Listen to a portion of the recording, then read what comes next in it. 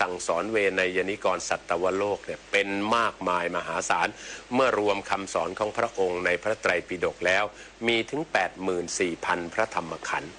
แต่เมื่อเราสรุปวิธีการสอนของพระพุทธเจ้าพอเห็นภาพชัดๆเนี่ยพระองค์จะวางหลักการสอนไว้สัก3ประการสำคัญด้วยกันคือ 1. สอนให้จำ 2. ทำให้ดูและ 3. อยู่อย่างมีความสุขให้เห็นสอนให้จำทำให้ดู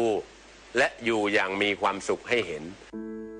คำบางคำคุณไม่คิดแต่พ่อแม่คิดโอ๊ยเลิกบ่นเลิกจู้จี้สักทีได้ไหมน่ารำคาญคำพูดรุนแรงสาเหตุสำคัญที่ก่อให้เกิดภาวะซึมเศร้าในผู้สูงอายุลูกหลานอย่างเราสามารถดูแลท่านผ่านทริคฮิวใจพระในบ้านเริ่มจากงดใช้คำพูดรุนแรงหากิจกรรมทำร่วมกันมอบงานสร้างคุณค่ากอดเพิ่มพลังใจและพาไปหาหมอด้วยตัวเองรักแท้ดูแลด้วยใจให้ผู้สูงวัยสุขกายสุขใจทุกวันนะคะข้าราชการมีสิ่งสำคัญที่ควรยึดมั่นอยู่2 อย่างหนึ่งคือผลประโยชน์ของแผ่นดินอีกอย่างหนึ่งคือความถูกต้องเป็นธรรมผลประโยชน์ของแผ่นดินเป็นเป้าหมายสูงสุดของการปฏิบัติราชการส่วนความถูกต้องเป็นธรรมเป็นทางรากฐานและแนวทางปฏิบัติเพื่อให้บรรลุถึงเป้าหมายนั้นพระบรมราโชวาทพระบาทสมเด็จพระเจ้าอยู่หัวจบข่าวจุฑามาสรักษาพันธ์บรรณาธิการข่าวอรัญญาชมชื่นและอานนท์นันตสุคนอ่าน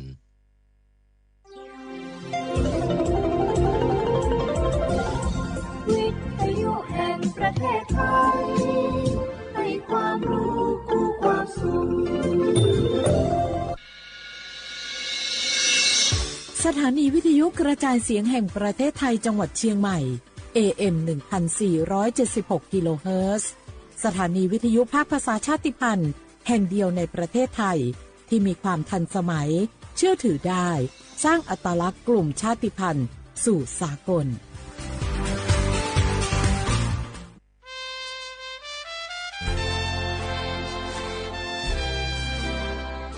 เกิดเป็นคนไทยเติบโตบนผืนแผ่นดินไทยจงภูมิใจในความเป็นไทยชาติไทยเรานั้นนับเป็นชาติที่มีความเป็นมาเก่าแก่ยาวนานเรามีภาษาวัฒนธรรมและมีสิ่งต่างๆที่เป็นเอกลักษณ์ให้เราได้ภาคภูมิใจในความเป็นคนไทยเราควรเห็นคุณค่าและมีความรักชาติหวงแหนแผ่นดินอันเป็นมรดกของบรรพชนร่วมภาคภูมิใจในความเป็นไทยโดยสำนักประชาสัมพันธ์เขต 3 กรมประชาสัมพันธ์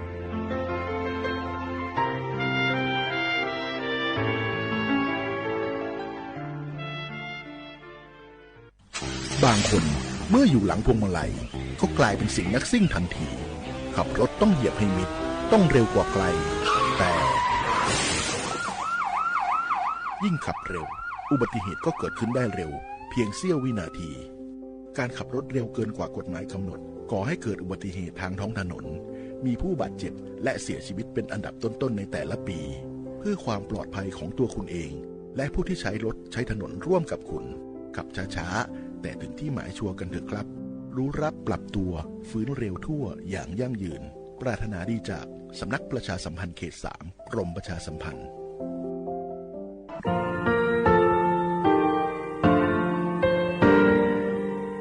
งาคือมีติปิเพกาวิเชแลงาคือติกาติชูแลติเลเพกาวิมาเฮยาค่างาคือชอยาออตุคโลกาติเทวิออคือคาติผาคาชูโยอาชูโยวิโยกาคาเดติเลอติเกกาพุติลาวิทัปาโตงาคือชอยาอาสติกาวิโยงาคือออตุคโลออคือคากาติเทวิอือเวอีเวมาโกติยาลิเลทอกาอายิอือเวคาชเวเพวิโยอลักวงาคือออตุคโลออคือคากาติยายามาเตียลาบิโลโก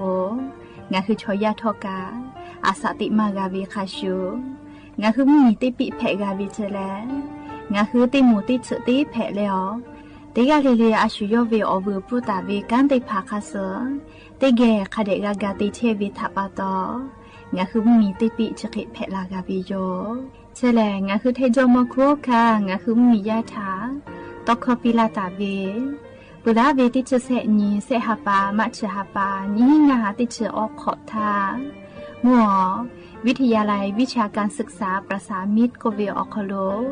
จากเกรธาไทยจมคุโฮกางาคือมียาถาปิยาลาตาวิตคติพายโย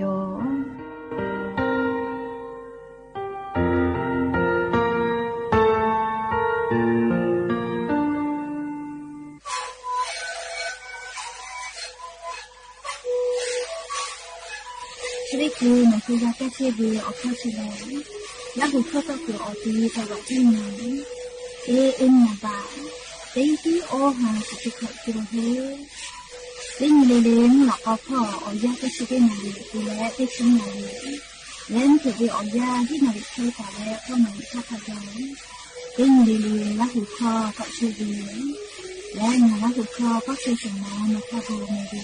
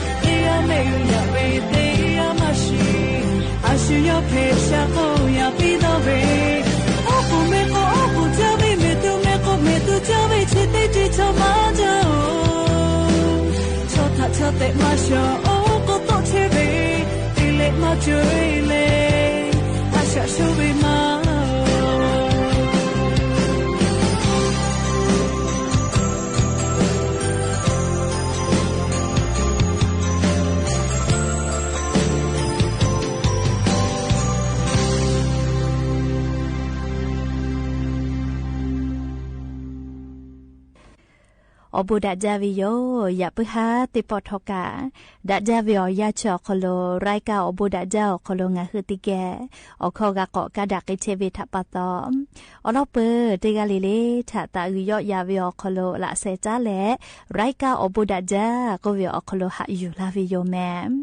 หะวิโอวิโอเนี่ยละหุยาคาพ่อชื่อพ่อโดเชตาเวคาคิเพเชเลติกาลิลิกาจาเมโดเมเชซาจอซาซุเมกาเม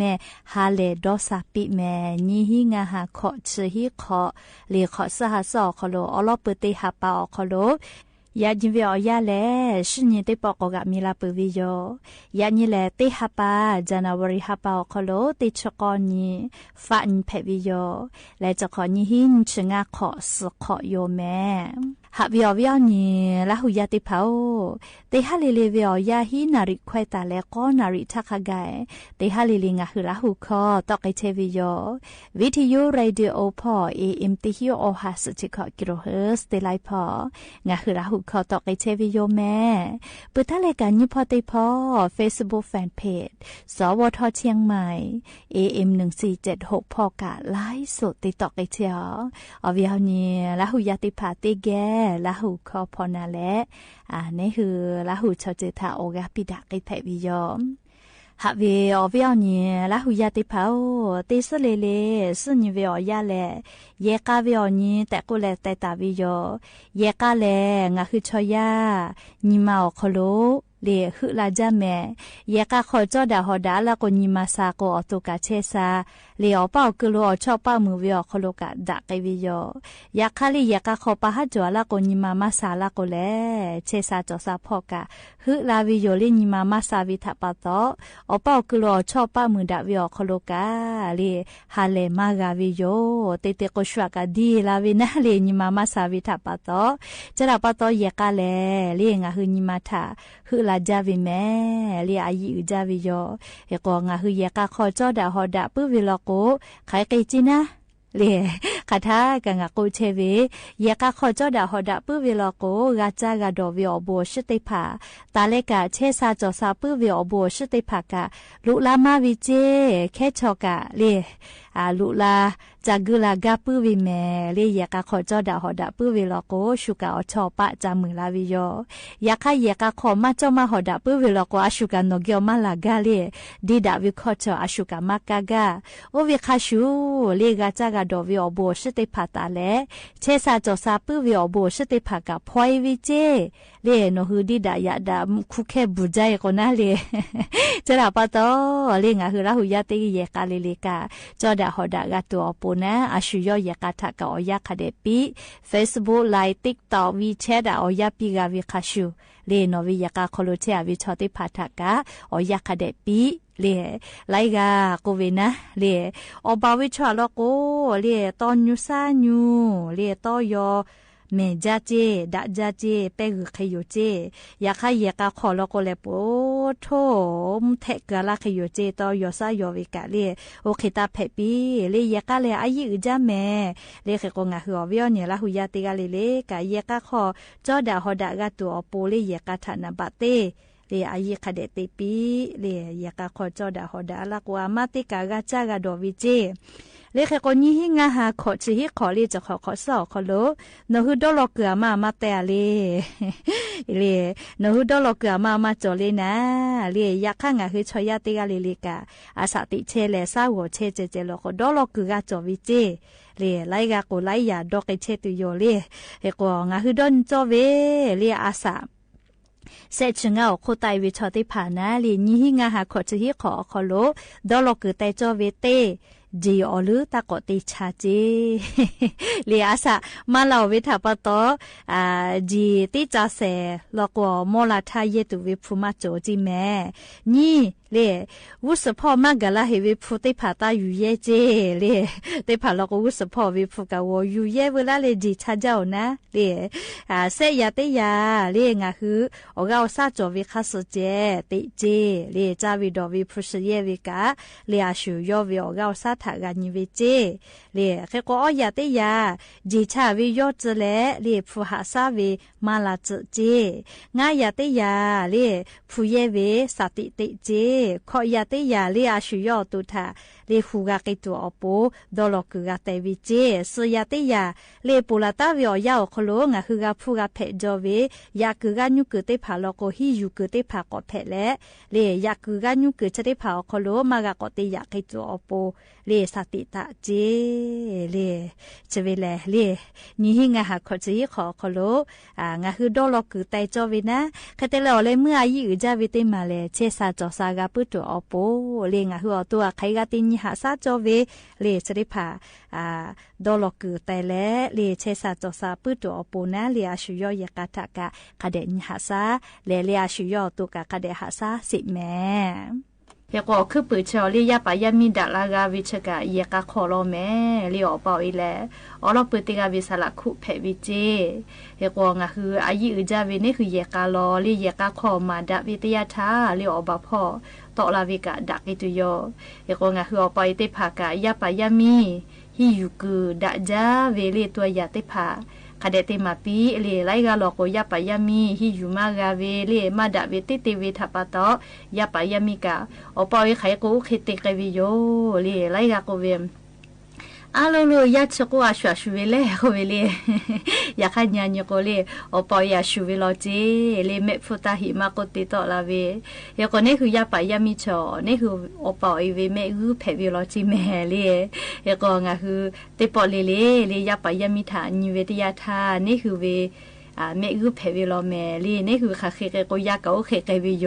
ลีจะรับปะตออายุจาโลลิงะคืออปอเอยาปายามิดาวิพอฮิยูกาตูดาวิอเจเตพายาปายามิทากาติมาปิวิโยแมอวิอเนียระหุยาติพาโอยานิจวยเวอยาคโลแลยากาขอมาจอมาหอดะแลลีพะไดวิกามาจาโลเจกุมาแต่ยาลาวิเจเลงะคือยากาขอพ่อมิมากุดายอดะดีดะตุเวอเจเตพาตอลาวิชกะยากาขอวิกาเจกุมาฟืเปดะเวเยเสพาเตพาพาลก็เยขอวิกาเลยามิมาวิกาฮอกคาปติตุวิกามาเฮโกเลเลอมิมาติชิปุวิโยตาวากาเตโกติเกกาเตเวเลยาคาโกลาโกติกาโกคือกุลูหอยทีวีวุสอซเลทีวีนี้โทรศัพท์ลีกไกเวนะอยากเข้ามิมาโกเลเอาเตจายอชอเตจาไม่เยสาไม่ว่าเอาเอาจามาเฮเลจะเคเตลาวิทยาทาชอยานิมาคโลชอเลโนติติเลชุมาเตียลาวิโลโกเลเคไกวิโยเลเคโกโกดายอดะตัวเจติพาโตลาวิโยแม่เฮโกงาคือยากาขอวิกาเลยามิมากาติมาเฮโลแม่เลฮอกขายามิกาชบุญยาวิอยาเลเลอบาพ่อกาจะใจวินะติกาติจากอยากาฮูมากาวิทัปโตลินิกาติเกลาเซจาดะเลอบาพ่อกาติใจวิโยเฮโกยขอวิกาเลโนวิกางาวิกามาเฮเลยากาขอเชอาวิเตกาลีวิกาเพวิโยจิแมมเลเลกาเลจุยจอปานาวิจัยยุหือฉันนิเตนิกาวิเลฮอกขับปาติพาเยกาขอกากากาติปุวิชอติกาเลอูโนเนพอกาละเลอาสติคากาดะเลโอกาสติภากาดะวิเจเลเชเวเลเลจุยจอปานาวิจัยนายแพทย์เลหวังเวยลีโอวิเจเลให้ปั๊มมีวิมาให้ลอลีไต้หวังเหมียวเวโมสลาอูเพวิโลแม่ลีนิมาสอานาพ่อนี่หาซาเทเวโมสลาอูเตกาเพวิเจยอชนิเตนิแลชานิเตนิเวอคโลกาโมวิแลงาคือฮอกคาปาติภาคาทากาลิเยกาขอวิกาคาเดกากาติเชวิชอติภาแลอูหนอเนพ่อกาละเลวิจิเมลีอูหนอเนเลวิโกโลนะเลขอกามาเตเวฮอกขับปฏิภาแกอุนเนดาวิโกลูนะเลเคเตเลเชเวอโคกาเลนิเวตยาทานิมากาซาปุวิจิฮาเลปุวิจิขอกากาติปุเวฮอกขับปฏิภาชอลีนิมากาซาเลฮาเลปุวิจิเคเตเลเชเวอโคกากอนิเวตยาทาเชซาจอซาพ่อกาดาวิจิกุมาอามาติเลโกโกขอกาติวิทยาทาโอกาซากาอยู่ต่อวิทัปโตเลียวกาจโกเชซาจอซาวิโยเอกว่าขอกาติปุวิทยาทามิมาเกาพ่อหะเวเลเอกว่าสติกอคโลดาวินะเลฮอกขับปายามิมาทาหากาปุวิจวเฮเลนะเลจอตุโยแม่เลหากาปุวิกาจอเลมาหากาปุวิกาจอตุโยเอกว่างาคือดอนิแม่เลเยขอวิกามาจอเลอาปูวกาเชเวเยซอสเวเคเชเวเลอาปูวกาไตกูเวนะอชอติจาเว เลียกาจะสอสวิชได้พาเลงาคือติกาลีลีเยขอเชียวิชอติกาลีลีวิกาเพวิโยโนวิกางาวิกามาเฮเลอปากาโออิกายากามาฮิเจติกาลีลีวิกาเพวิเจเยขอขับปฏิพาเลอมีมาเกียวกากากาปุวิชเลเยกาขอกาหาดาเปดาจอดาหอดาวิติภากามาเลเลีอมีมากาพ่อหาตุโยเลียมาติเลโกโกกาลาปุเวเลีอมีมาหากาปุวิชอดาวิเยเซพาเพวิอคโลจาลาเกียวิแม่เลยเฮก็งาคือดาวิเยเซพาจาลาคโลเกเชลเลยนะวิอนี่ละหูปาติพายานีอลอเชกากาปุขอนอลโกตาลูปีแม่เลยอาชุยเยกาคอเวมีมาเกียวคาเดกาลีเยกาคอวิกาเลมีมายามีมาวิกาเจติมาฮิโลลีงาคือติกาลีลีวิกาเพวิโลหรือเลกาฮอขับปฏิภาเยกาคอกากากาปุวิชอติกาเลอุนอเนกาละเลเลอาสติคากาดาวิจิเมลีอาสติโกโคโลกาดาจาตุโยเจหรือเลกาโอกาสักกอดาวิจิลีเชซาจอซาปุวินะยก็ยานิอคอเชกากาวิทยาทาลีติกาลีเลกาก็พุดอนิแม่แต่ก็แลเพเชวิอเจ้ายาคาสเวจุยจอปาลีซอยู่นิมัสอานาพอจาดาเลกาติเชวิมอสลากูไต้หวันมีอคโลเวนาวิจัยติกายอชันนิเตนิกาตาเวซาตาอลอติพายอยู่เวลาแลเลียววิอเนียละหุยาติพาทะเชเคชิลาวิโยแม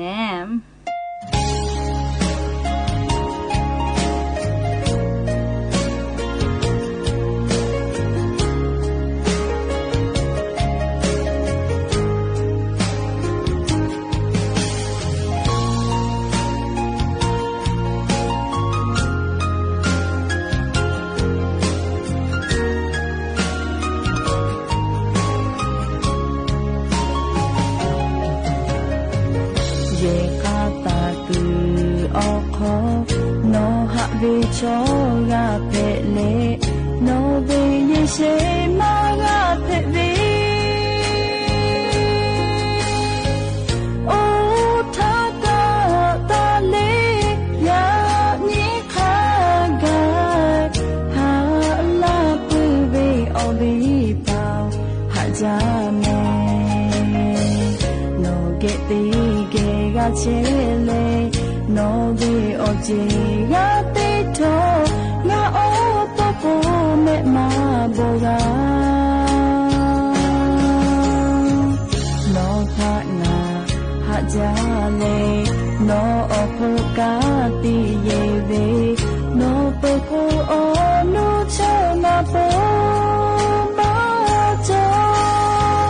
โอทากาตาเลยานิคากาโนโอโคเวมาเป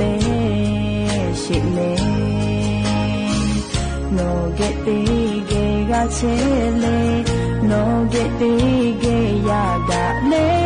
มีกุเชโคจูมีเลจาฮาจาเบโอวิปา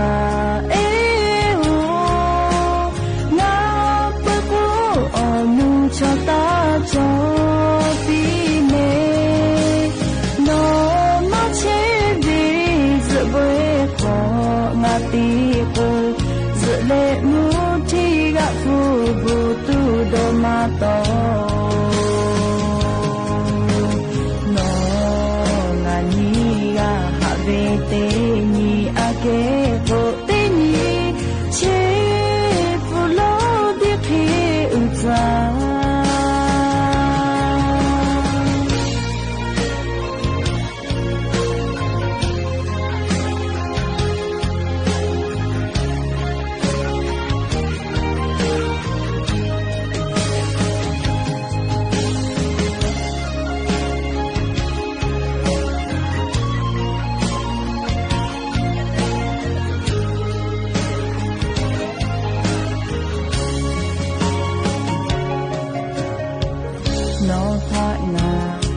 จาเล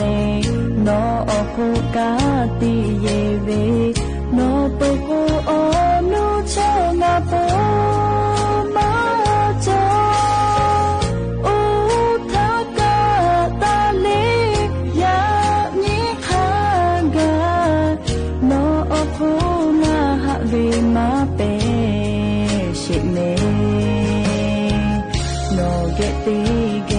ချေလေနောကတိကေရတာလေမိကူချစ်ဖို့ကြုံမီလေသာဟာကြပေအော်ဘီပါ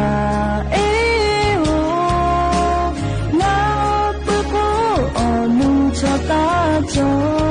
比美，那么千里日不可那地步，日来木提个富不都多马多，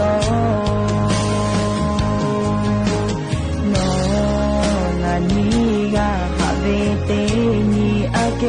不得你，切不老的陪着。จะเบอเบปาเอโองาปะโพอนูชะตาจอปีเมโนมาเชดีซะบวยของาปีโปซะเลนูทีกะฟูบูตุดอมาตอ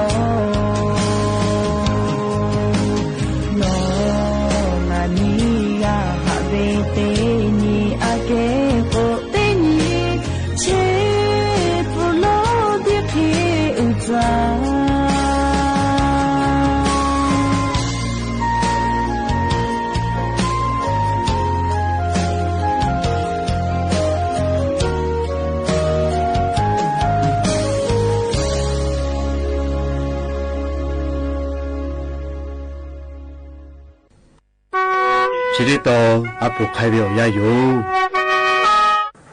马达维桥他桥打比个表了，那这个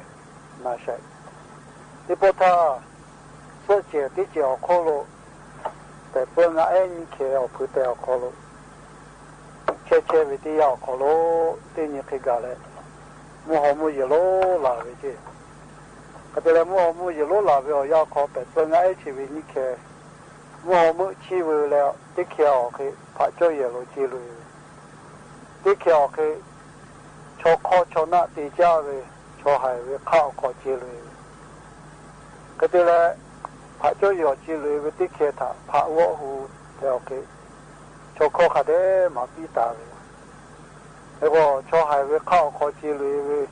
的桥个坐海啲拍我湖咧，马大位到底要了马比大位。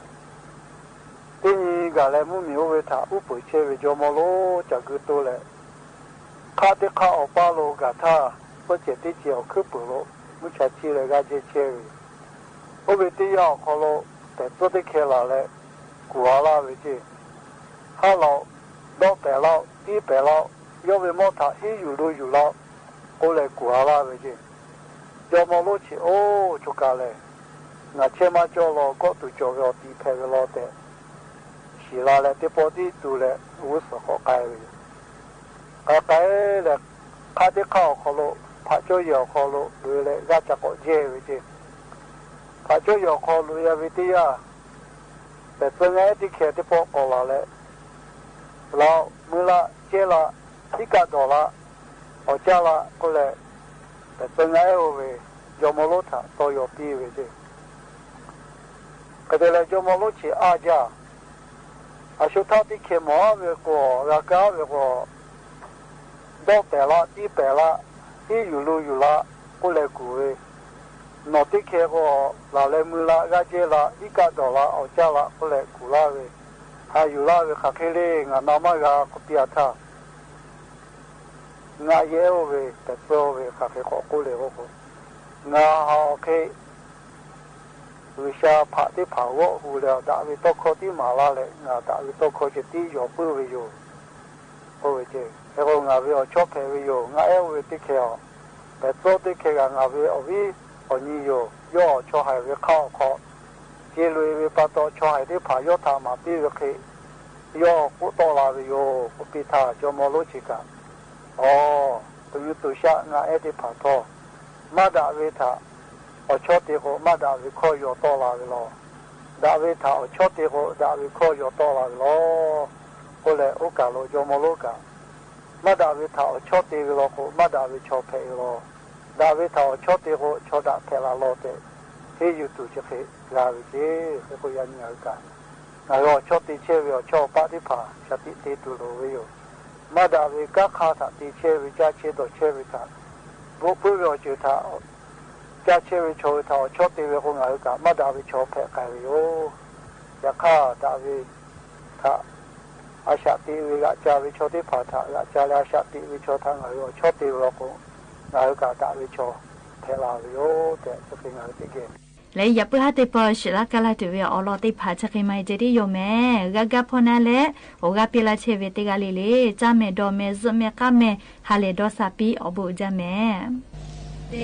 นิปะเตนิปะกาเตขอซลาลาดาเวออยาปะกาเวเกจาโมอาเกราปะกาเกปะกาเวเกจาเตนิอาเกเตนิปะกาเชโอยาดาโนปุจชิติยาโอโจโนคาเกโดนิเลนาริมินิเซการุจิกาเดมาเจเตนิอาเกเตนิโปกาเช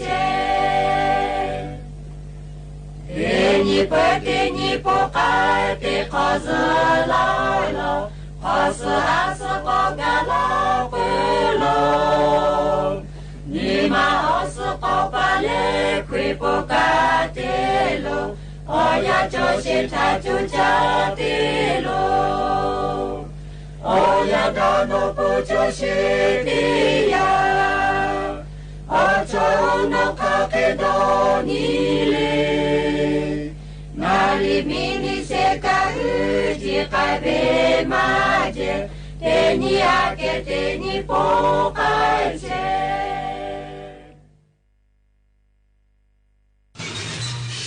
สถานีวิทยุกระจายเสียงแห่งประเทศไทยและเครือข่ายทั่วประเทศเสนอข่าวต้นชั่วโมงรู้เร็วรู้จริงเกาะติดทุกสถานการณ์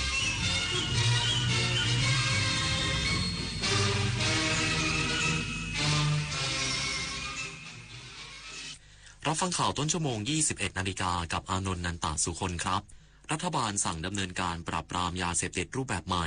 มาพร้อมบุหรี่ไฟฟ้าอีกสักครู่กับมาติดตามรายละเอียดครับหากเปรียบประเทศไทยเป็นต้นไม้ใหญ่ที่ยืนหยัดมายาวนานยังรากแห่งขนบธรรมเนียมประเพณีและวัฒนธรรมลำต้นมั่นคงยืนยงยึดมั่นในสถาบันชาติศาสนาและพระมหากษัตริย์มาร่วมกันตั้งปณิธานทำความดีสร้างความรักความสามัคคีแทนคนแผ่นดินเสมือนรดน้ำใส่ปุ๋ยให้ต้นรักประเทศไทยเจริญรุ่งเรืองร่มเย็นเป็นสุขรักษาเอกราชและอธิปไตยไว้ให้เติบใหญ่และงดงามยื้อหรือหยุดเมื่อวาระสุดท้ายคุณเลือกเองได้ด้วยพินัยกรรมชีวิตหนังสือแสดงเจตนาไม่ประสงค์รับบริการสาธารณสุขเพียงเพื่อยื้อร่างกายในช่วงท้ายของชีวิตวางแผนล่วงหน้าเลือกคุณภาพชีวิตปลายทางที่ดีและสงบเองได้ให้คนที่รักรับรู้ถึงความต้องการที่ชัดเจนที่ e-livingview.nationalhealth.or.th เมื่อถึงวันที่เราไม่มีเสียงเอกสารนี้จะพูดแทนใจคุณของหลวงไม่ใช่ของเราของหลวงไม่ใช่ของเราเงินหลวงรถหลวงวัสดุครุภัณฑ์หลวงคนหลวงการจะใช้ทรัพย์สินของรัฐหรือทรัพยากรของรัฐได้ต้องมีวัตถุประสงค์เป็นไปเพื่อประโยชน์สาธารณะเป็นหลักเท่านั้นเพราะของหลวงไม่ใช่ของเราหากนำไปใช้ส่วนตัวมีโทษจำคุกได้ของหลวงไม่ใช่ของเราท่องเอาไว้ของหลวงไม่ใช่ของเราคุณหมอคะดิฉันน่ะเป็นหวัดคัดจมูกบ่อยเมื่อยเนื้อเมื่อยตัวเป็นประจำเลยค่ะนี่เลยครับยาวิเศษจะเดินจะวิ่งแอโรบิกขี่จักรยานรำมวยจีนหรืออื่นๆแค่หาวิธีออกกำลังกายที่เหมาะสมอย่างน้อยสัปดาห์ละ3 วันวันละ 20-30 นาทีรับรองหายโรคการออกกำลังกายจะสร้างภูมิต้านทานโรคทำให้สดชื่นลดความเครียดและป้องกันได้อีกหลายโรคสุขภาพดีสร้างได้ด้วยตัวคุณนะครับรัฐบาลสั่งดำเนินการปราบปรามยาเสพติดรูปแบบใหม่มาพร้อมบุหรี่ไฟฟ้าใช้ยาเคผสมในน้ำยาผู้สูบเสี่ยงเป็นอันตรายถึงเสียชีวิต ผู้ขายมีโทษจำคุกแน่นอนนายอนุกูลพฤกษานุศักดิ์รองโฆษกประจำสำนักนายกรัฐมนตรีเปิดเผยว่ารัฐบาลได้สั่งการให้สำนักงานตำรวจแห่งชาติและหน่วยงานทางปกครองและกระทรวงสาธารณสุขให้ความสำคัญต่อการป้องกันปราบปรามและแก้ไขปัญหายาเสพติดเพื่อให้ประเทศมีความมั่นคงปลอดภัยจากยาเสพติดโดยได้รับรายงานว่าปัจจุบันมียาเสพติดแฝงเข้ามาในรูปแบบหัวน้ำยาบุหรี่ไฟฟ้าผสมยาเค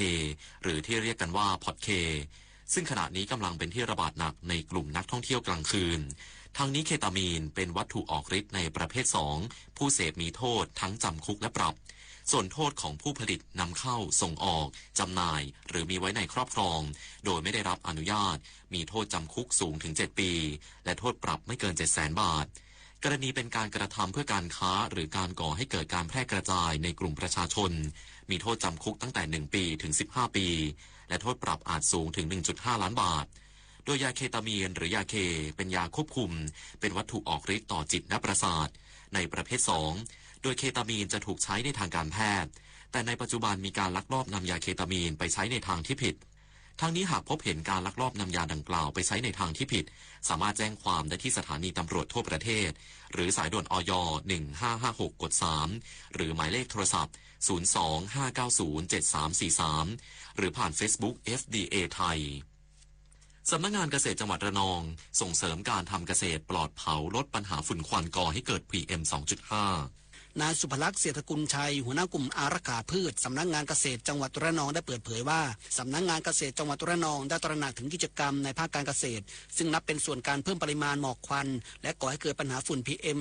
2.5 โดยเฉพาะการเผาเศษวัสดุเหลือใช้ทางการเกษตรที่มีในปริมาณมากและเกิดขึ้นในทุกพื้นที่ดังนั้นทางสำนักงานเกษตรจังหวัดระนองซึ่งมีหน้าที่หลักในการดูแลขับเคลื่อนเรื่องนี้ผ่านการจัดกิจกรรมการอบรมให้ความรู้ถึงแนวทางการจัดการเศษวัสดุเหลือใช้ทางการเกษตรที่ถูกต้องให้กับกลุ่มเกษตรกรในพื้นที่ทั้ง5อำเภอของจังหวัดระนองซึ่งส่วนใหญ่เป็นเกษตรกรผู้ปลูกทุเรียนปาล์มน้ำมันและกาแฟซึ่งเป็นพืชเศรษฐกิจหลักของจังหวัดระนองโดยการนำเศษวัสดุเหลือใช้ทางการเกษตรมาใช้เกิดประโยชน์เพิ่มมูลค่ารวมถึงการใช้มาตรการปรับลดการปลูกพืชเชิงเดี่ยวและส่งเสริมการปลูกพืชหมุนเวียนซึ่งมาตรการทั้งหมดนี้ถึงเป็นทางเลือกที่ดีช่วยสร้างแรงจูงใจให้กับกลุ่มเกษตรกรหันมาทำการเกษตรแบบปลอดเผาลดปัญหาหมอกควันสร้างรายได้เสริมนำไปสู่การทำเกษตรที่ยั่งยืนต่อไปได้อนาคตกึกฤทธิ์เรืองยนต์สวทระนองรายงานสำนักงานวัฒนธรรมจังหวัดสตูลร่วมสืบสานมรดกทางศิลปะวัฒนธรรมซอฟต์พาวเวอร์มวยไทยเพื่ออนุรักษ์และเผยแพร่ศิลปะมวยไทยมรดกทางวัฒนธรรมของประเทศนายกิตพงษ์แก้วยอดทองวัฒนธรรมจังหวัดสตูลกล่าวว่าด้วยกระทรวงวัฒนธรรมได้ขับเคลื่อนนโยบายซอฟต์พาวเวอร์เพื่อสนับสนุนการสร้างซอฟต์พาวเวอร์ของประเทศในการส่งเสริมการนำทุนและอัตลักษณ์ทางวัฒนธรรมมาเป็นจุดขายเพื่อกระตุ้นเศรษฐกิจของประเทศสำนักงานวัฒนธรรมจังหวัดสตูลจึงได้ร่วมกับสภาวัฒนธรรมจังหวัดสตูลสมาคมกีฬามวยอาชีพจังหวัดสตูลและภาคีเครือข่ายค่ายมวยในพื้นที่จัดฝึกอบรมหลักสูตรพัฒนามรดกทางศิลปะวัฒนธรรมซอฟต์พาวเวอร์มวยไทยเพื่อเกิดการตระหนักและร่วมส่งเสริมสนับสนุนซอฟต์พาวเวอร์ในสาขากีฬามวยไทยเกิดการหวงแหนมีส่วนร่วมดูแลรักษาให้มีคุณค่าในฐานะศิลปะการต่อสู้ประจำชาติพร้อมส่งเสริมการเรียนรู้ความเข้าใจการดูแลร่างกายเพื่อเตรียมความพร้อมเป็นนักมวยรวมถึงสร้างจิตสำนึกในการอนุรักษ์สืบสานศิลปะวัฒนธรรมวิถีชีวิตและภูมิปัญญาที่แสดงถึงอัตลักษณ์ของชุมชนอมรรัตน์จันทร์พริมสวท.สตูลรายงานจบข่าวอานนท์นันตะสุคนอ่านรับฟังข่าวครั้งต่อไปเวลา 22:00 น.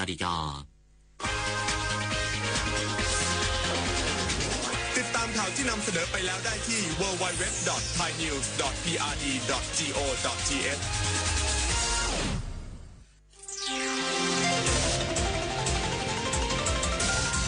วิทยุแห่งประเทศไทยให้ความรู้คู่ความสุข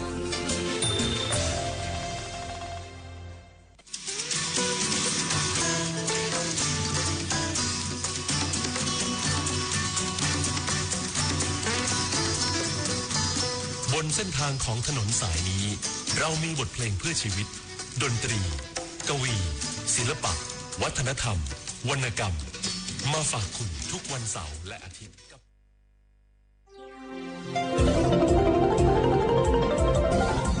วิทยุแห่งประเทศไทยให้ความรู้คู่ความสุข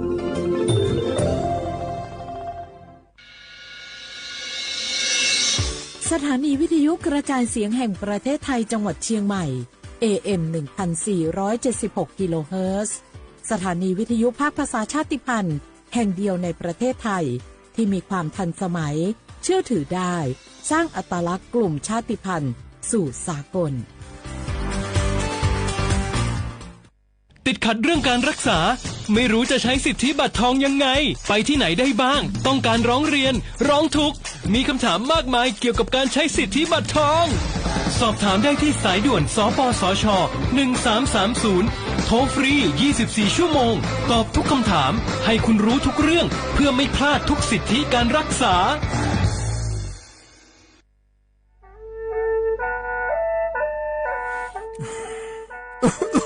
อาลูลูฮอเซ่ฮัลโหล PM 2.5 กัมพาวลาสเมียมัวที่ปอยมามึงอ่ะสักแกบอกว่าดูช่วยนี่เป็นลาสเมียเงื้อแม่ฮกกอดูนะยกนาลูโคโลยาสาแม่อย่ามือจะซาโดพอก็เดเลโดเดกาพอป้าเพียงก็เดเลห่อเธอเยอะพอป้าเพียงก็นี่เดเลเธอรวยไหมอดีมาก็ก็ฮกอดูว่าเดินพังอ่ะ PM 2.5 ก็ก็นะโยหือก็ก็โยกานาลูเดเลก็ก็เธอมีแน่อายุวันในบีมือดารายังงาและโยกานาลูยาฮอลูดาก็ก็ง่ายยืเนี่ยจังไงดอเจถ้าคือลอยยืเหนียวโยฮันเนสลาดาข่าวเฮว่าอยู่ผู้ลาโลอดัวบอผู้ลาโลเฮจีเฮเจมีจามาคืนนี้ลาลือเน่มาลาลือจีเนาเดินนะคนนี้มีฉันได้มือพาลาคือเน่ดาวยืเหนียวน่าบ่ชมีจาไงมาบีดูลานียาฮอลือดาง่ายยืเหนียวบ่ชมีจาดูฮอร์โมนาอาชอเจ้าหน้าที่ตัวปาฮอลือดาเดืองอาข้อมาดจาบีลอยยืเหนียวน่าโยวานาลูชอบาวเน่อาบ่ยาคดาง่ายยืเนี่ยบ่ชมบีเจียวเน่สาจะแล้วอยู่หาสู้เอาเธอโดมาอังไพ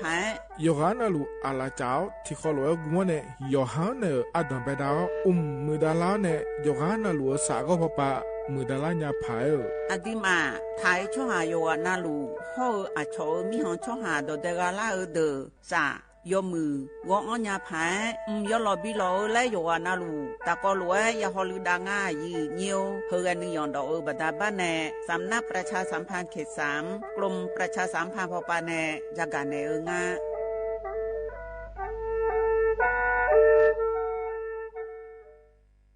คาชอชอเมนเมนเมน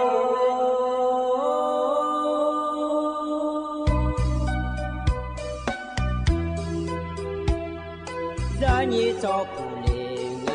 到我土呀卡不，让你怎么灵啊，到我草呀卡不，草怕马西草茶路啊那一个，什么我那马西过来呀一个，我努马西。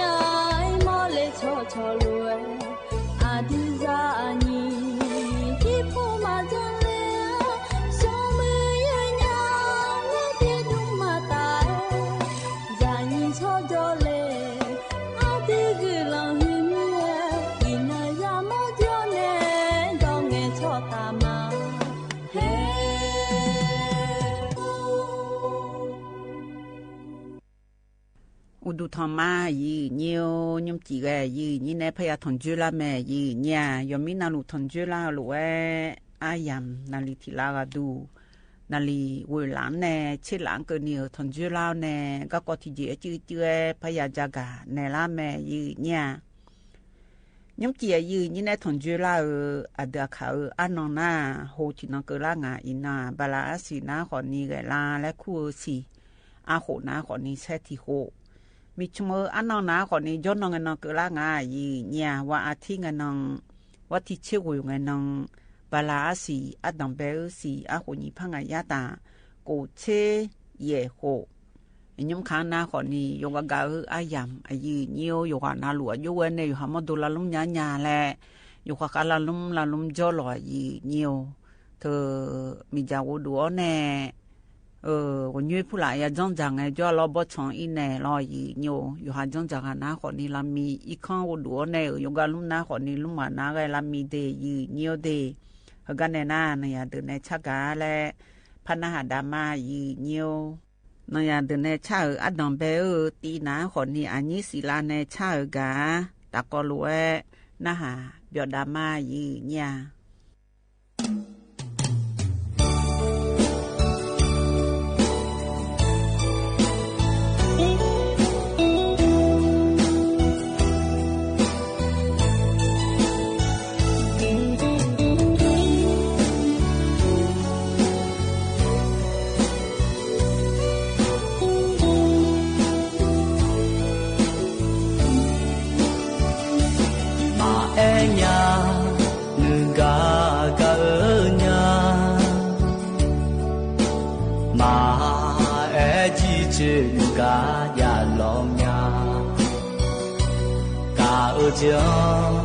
ยอมมาทาคุเลอาญาคือลอดูอาลาโอตุมเจลากางาโลโลเลนีกาโยคาธรรมาคาลาโล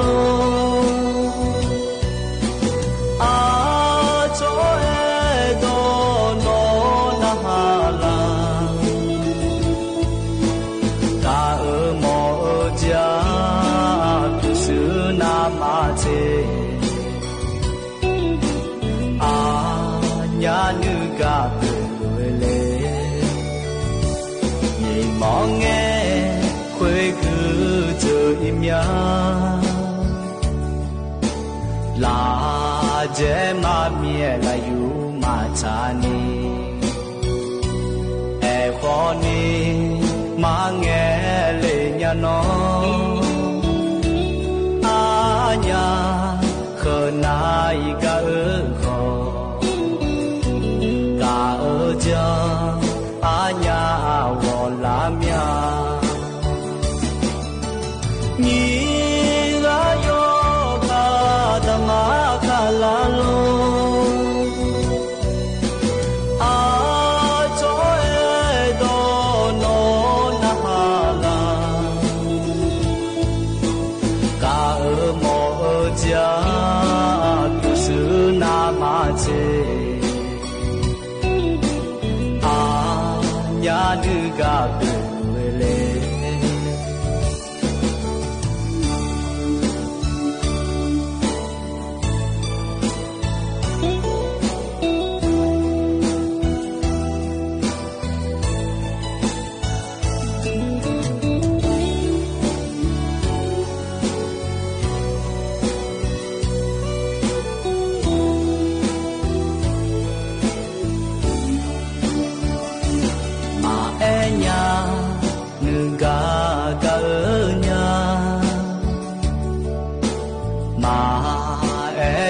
ชื่อกายาลองยา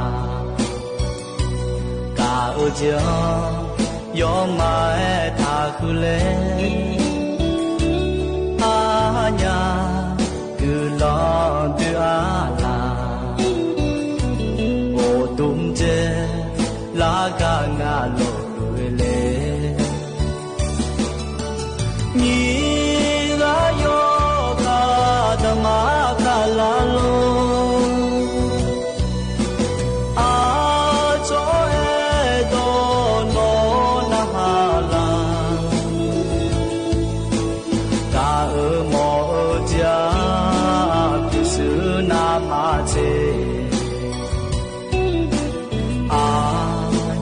นึกาเปเลยิ่งมองแงคุยคือเจออิมยา เจมาเมียละอยู่มาจานีขอนี้มาแงเลญะนออาญาเคนายกะขอกะจาอาญาวอลาเมียกะจาอาญาวอลาเมีย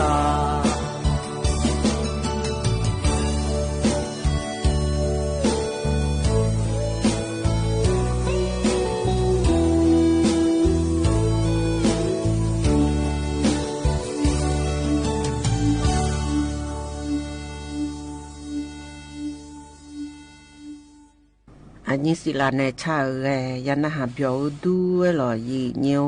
ในยันเดินในชากายันนาหาไรเหลียกันในนักก็จากาดันในญายีเนียเฮก็ว่าดูเลและเงินนาลอยยีเนียวอามาอาดายาอยู่หายุมดอลาเฮโจเธออันโยโยจงและยาอาดามาอยู่จงหูอามาดาเดยังอันโยมันดาซาดาวและตะกรุโยช่องหาและมิโซโยยาและมิสิจาการในก็กองอายีเนี่ยเธออามาอาดานาจียีเนี่ยอามาอาดานาขอนี้เธอแลเมื่อเธออยู่หายังเนี่ยเธอนาขอนี้งาจีอายุขอนี้ยาฮอลุดานเนี่ยงาจียีเนี่ยยังรอทีเจเลและเงินนาขอนี้อย่าอยู่ด้วยมาปีจังและดมเมจีนี่เจเลและเงินนาขอนี้อยู่หาอย่าอยู่มือก็ก็แต่บิมดาจีส่งเจเลและเงินนาขอนี้เธออย่าซึ่งกอนบีโปเจยีเนี่ยเจเลและเงินนาขอนี้อยู่หายุ่งดองอยู่หาบิซาโบงาเจเลและเงินนาขอนี้เธออยู่หายุ่งดองมังกรและรอเดี๋ยวขยันนาบ่ยุ่งดองมังกรอันนาขอนี้มาได้จีอันนาขอนี้อยู่หายังอย่าบีงานเนี่ยยีนี้เฮงาเจอยู่หามาได้เธออยู่ขอยังอย่าบีงานเจน่ามาดังบีคนเนี่ยยาเนี่ยมาดังบีคนเนี่ยเธองาจียีเนี่ยอาดมเบลจีนาขอนี้เธออามาดาเธอนาขอนี้อยู่หันชุดาลังานเนี่ยเธอมีเนี่ยหมอยแงอยู่หามาดังยาชุเสเนี่ยอันจีนี่จีนาขอนี้เธออามาดาอักจีนาขอนี้อยากให้ชาวบ้านเนี่ยจีเลยตัวเองอะไรสมจีนาขอนี้อามาดาชดจูชดชาและพายุมดางานเนี่ยยีนี่อามาดาจูมาบิโบอินี่ยาในบิลาซาดา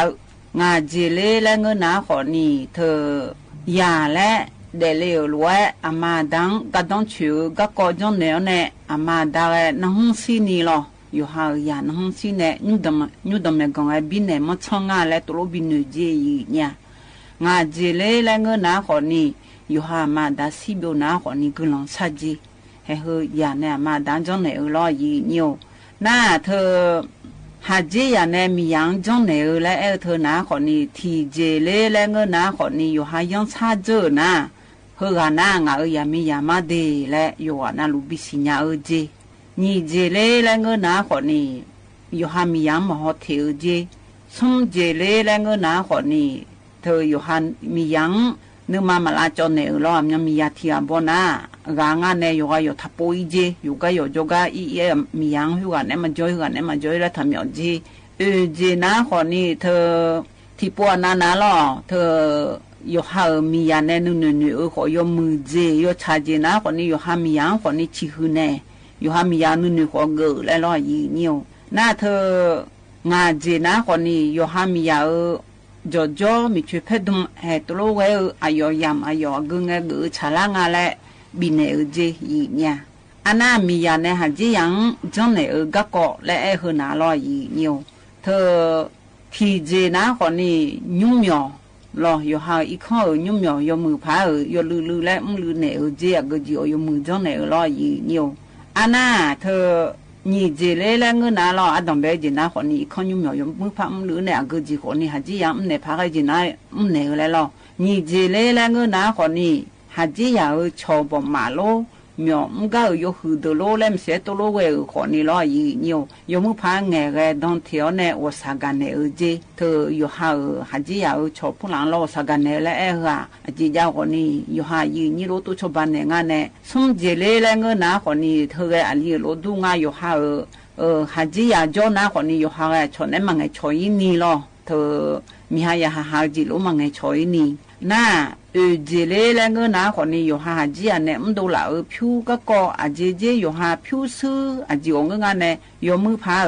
拉薩呢？佢有冇嗰個可能有冇怕學到大姐咧？都係我睇，我這裡咧我拿可能有對嘛對你阿個姐比冇有可能有下下咧，路啊有孬有唔多咗大姐呀，睇佢嘅有下你當啦去，阿媽但係有下養阿有。trong nếu nhà na mà đangอยู่trong nếu họ thơ mi so yo ya thiaอยู่trong nếu lại ra cả nếu các con à gì nhà hơi cái cho xin nhà ở từ này bộ đồ là ở thơ lo gì nhiều bé sức thì cái này tụi mẹ ở các con à thì hơi cái hơi có ya na hạ cái lẽ cái này na nó ya từ này chờ lo gì nhiều anh như nóng bé bonita là của này chờ lo giờ yo li chậm nhỏ lại chờ thưa tì ta có luôn na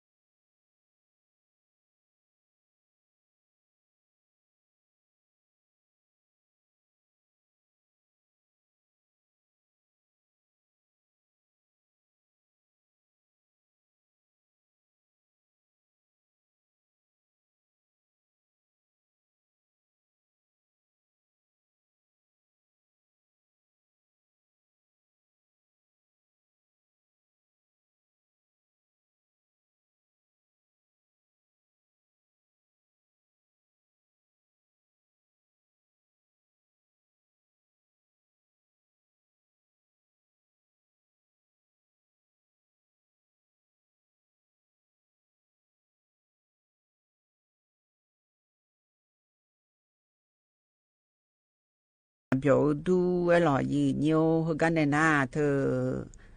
อาวุธหายในจากกันใน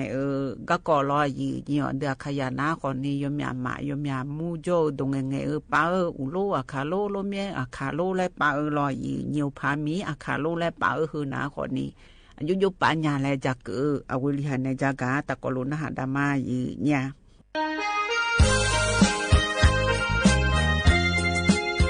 看到叫泡泡马有牛，咯，你不叫我一个毛听呐，动的头我不干了，我不干，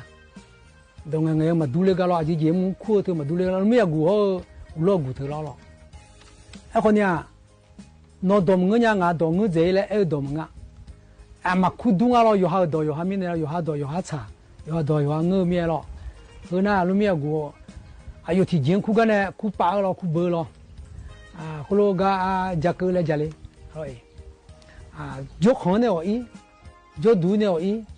来后来我当个头了，这个嘛多了头了，那你我呢不吃么头呢？你后面带么我家咩？我呢不吃么呢？我也搞头呢，有个我来去，就在吃节目呢，对，知唔知讲个？阿拉面骨头没喝切嘞，苦噶，我老过没喝着饱了苦了，没喝着饱了啊。那么喝不拉嘞苦得去得着些，得阿拉面骨么啊，包括我老过呢我嘛得么个了我嘛得么个，我苦得没喝不拉嘞苦得，那后面呢个不干了，有好多有好面呢了，那我老骨头早上得头做10刀。来得的了，你没顾那出牌了呀？我说没，出牌我弄来呀？那我老顾那刀弄刀来呀？10刀来呀？我不没了，我不提干么多了。我那我就讲呢，在头，在来头，我老顾那在来空啊，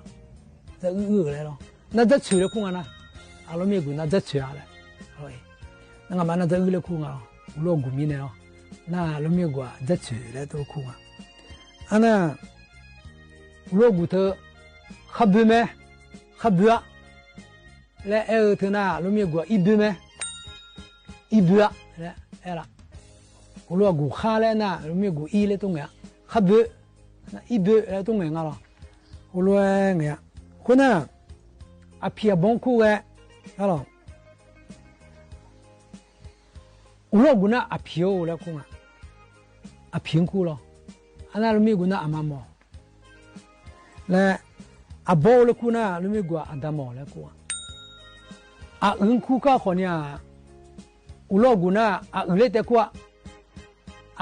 里个个库，布来得库库那了，那路米古阿达阿妈来库，乌鲁库哦，那。我老骨头，我来过的，明白的吧？我来过，俺那里面过我来过啊，那你话俺就我来过嘛？我嘛，我老俺来女人你不叫了，老骨头那我来得过啊，那里面过我来，我来过了，那我老骨头阿比来过个，里面骨头阿比来过。阿比了，还有嘛呢？苦做糖啊呢？阿比了，那阿比了苦得叫多，哎话阿比了苦叫咩？那我老姑那阿比了嘛苦了，阿比了苦了阿比了，那来头那我老姑hello 来等人了，那路面过hello 来人啊，我老人啊的，来头嘛，我老姑那咯，来我人啊，我老人啊，路面过那咯，那他都还起码苦头个，我老姑那不得起码，里得有下来过，我老姑了，有下有下起码嘛，那路面过那有下来的苦啊。不有下苦，里有下苦的， อันนั้นไอ้คนเนี่ยอุโลกว่าพุคู่ไปอาบูน่ะชิมาคู่อาเลี้ยงน่ะเออขาคู่เลยแต่ก็คู่ปางอะไรหรออันน่ะอาลองพระจะเกิดมาอาลองสับปูอาลอเถอะงูสิงเถอะอุโลกุสับปูอาลอเลยคุยงูสิงตะกะเดงูสิงตะกะอุโลกุสับปูอาลอเลยคุยนั่นไม่กว่าอาลอคอเลยคุยอาลอคอยกคองอะไรคู่งาเนาะเธอสับปูอาลอเลยคุยนั่งมางูสิงตะกะคู่มาอันน่ะลูกเมียกูน่ะอาลอคอเลยคุยน่ะอุโลกุขับพื้นเลยคู่กะขับพื้นเลยคู่กะลูกเมียกูน่ะสับปูอาลอเลยคุยลูกเมียกูเนี่ยสับปูอาลอเลยคู่ท่าน่ะอุโลกุขับพื้นเลยคู่กะคู่ไม่ได้งูเห่าเด้งูเห่าเถอะอุโลกุขับพื้นเลยคู่ไอ้คนเนี่ยลูกเมียกูสับปูอาลอเลยคุยเทียดีเยอะคู่เยอะหรออันน่ะเธออีจูอาจารย์อีจูอาจารย์หรออีจูอาจารย์เธอก็ดีมาอีจูเธออีจูต่ออาจารย์หรออาจารย์อีจูเฉยๆเลยเธออาจารย์เธองั้นมาอีจูอาจารย์เลยคุยไอ้คนเนี่ยลูกเมียกูน่ะอย่าอยู่บ่อูเลยคุยอย่าอยู่บ่อูหรออุโลกุน่ะอีจูอาจารย์แล้วตัวแต่คู่แต่ไอ้คนเนี่ยลูกเมียกูน่ะอย่าอยู่บ่อูเลยคุยอย่าอยู่เลยเธอน่ะชอบโดนเลยแต่ไม่แน่หรอกยังยืดเลยไงหรอคนรู้ไงหรออันน่ะ自业เธอละลูกเมียกูน่ะมานี่自业โอ้แล้วคุณแม่ไอ้คอยอุโลกุเจ๊แล้วไม่ที่ป้าทุกคนโอเจ๊แล้วอุโลกุเธอโอเจ๊แล้วคุณน่ะ自业คู่ไม่ได้ลูกเมียกูน่ะ自业แล้วมาอยู่นี่ตัวกว่าไอ้คนนี้อุโลกุเจ๊แล้วแต่กว่าอย่าอ้อยฮะหรออันน่ะละโอละตาเธออุโลกุน่ะละโอละตาแล้วตัวไงมาไอ้คนลูกเมียกูโคตาแล้วไงโคตาแล้วตัวไงอุโลกุน่ะละโอละตานั่นลูกเมียกูน่ะโคตาไอ้คนลูกไงอายุมาเนาะอันน่ะอุโลกุเธอยอดดูแลยอดจิ้มจังไงยอดดูเมื่อยอดดูขึ้นเนี่ยแล้วไงต่อเธอเลยลูกเมียกูน่ะน้องเตะมือน้องเตะขึ้นเนี่ยไอ้เราคงไงน่ะอุโลกุอายุช้าแล้วไงน่ะลูกเมียกูอาชิกูแล้วตัวเองอายุช้าอาชิกูเธออยู่ที่เจ๊ไหมไอ้คนเนี่ยอุโลกุอายุช้าแล้วเลยน่ะลูกเมียกูอาชิกูเลยคนน่ะมาสิแล้วเนี่ยมีอะไรช่วยก็ช่วยกูเลยไงอุโลกุน่ะหรออันน่ะลูกเมียกูมีโลกุเลยมีโลกุเลยน่ะอุโลกุช่วยกูเลยแต่มาลงละช่วยกูเลยหัวไงไหมรอยนั่นคืออยู่หาดอยู่หามีเนี่ยอากามีของจนอากาจะยังไงมีเนี่ยเธอน่ะขาดตัวเลยมาอย่างงั้นหรอโอ้ยไม่หรอกจะคือจะมีเธอหรอเลยชโลเลยคู่งั้นหรอน่ะอุโลกุน่ะชโลเลยชอบโดนเนี่ยคู่งั้นกว่าไอ้คนนี้ลูกเมียกูน่ะป้าพ่อเลยป้าพ่อเนี่ยเงยดงคู่ป้าพ่อเลยน่ะอุโลกุชโลเลยตัวคู่ไหมอุโลกุงั้นอันน่ะลูกปากโง่เลยอุโลกุน่ะลูกปากโง่หรออันน่ะลูกเมียกูไม่ชอบกูอยู่ไม่ชอบกูอยู่แล้วตรงไหนลูกปากโง่เลยน่ะอุโลกุน่ะลูกปากโง่เลยจะมาไอ้คนเนี้ยลูกเมียกูไม่ชอบกูอยู่แล้วหูรู้อะไรคนน่ะหูเสือแล้วเสือ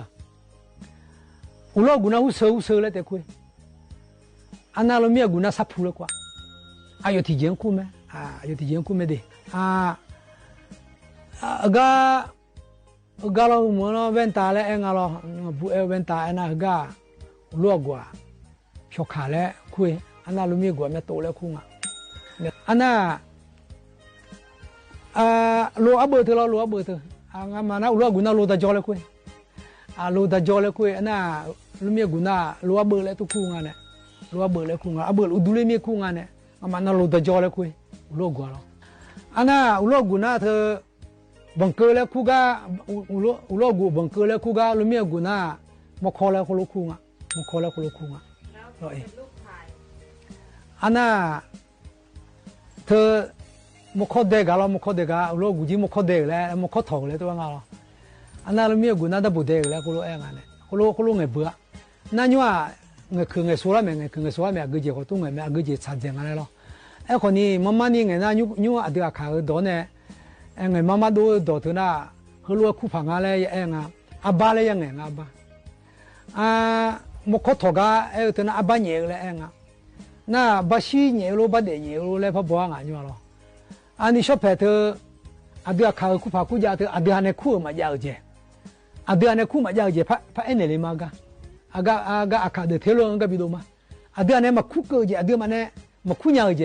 อินโนห้องยังดูเจหรอนี่ชอบพระบิดามาหุ่มน่าหรอ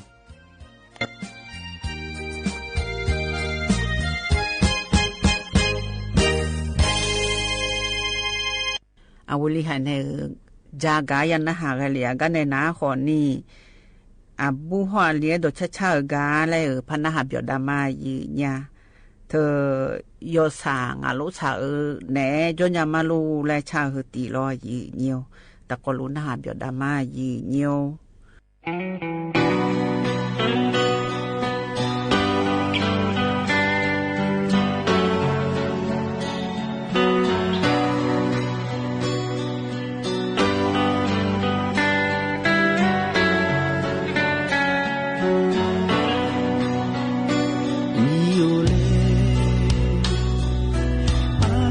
saya zo gadu ani le ji mala ado yo saya ne zo na ni yo rama mo le ya zame ani yo jo nya mala no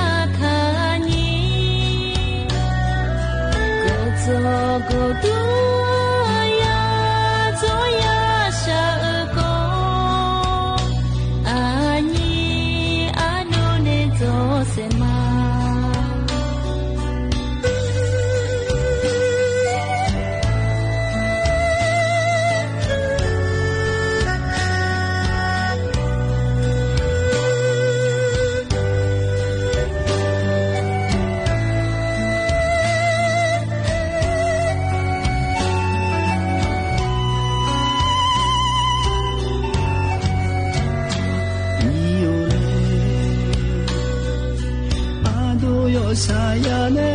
zo gadu ani le ji mala ado yo saya ne zo na ni yo rama mo ne ya zame ani yo jo nya mala no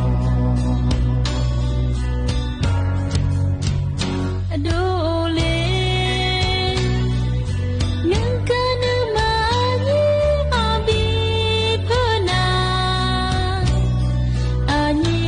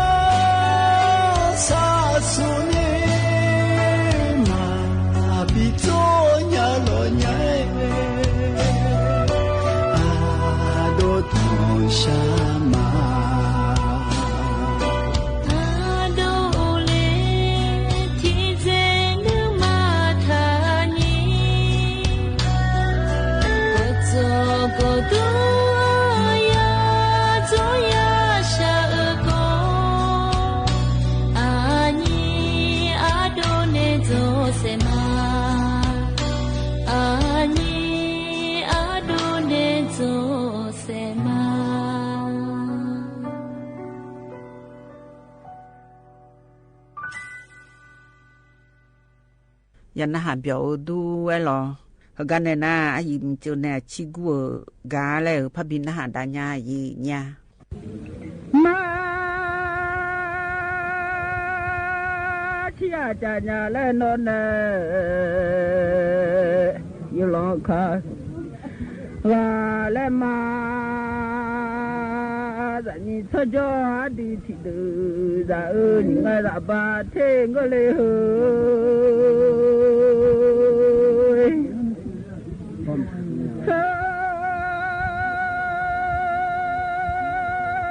มากาซาบาเทนี่ไงมาโมญา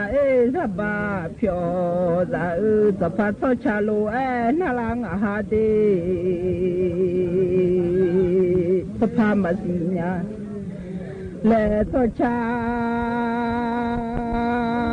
นาลาสัมบาสัมมามาสีโหเล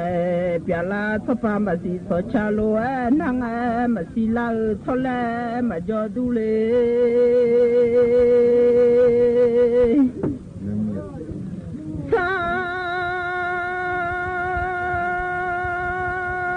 สมัญญามาสีหุเลเปียงมาสีลาสังเลมาดูดูมาสีเบมีสุโซสีลาโยหาโซหาดังเจเลว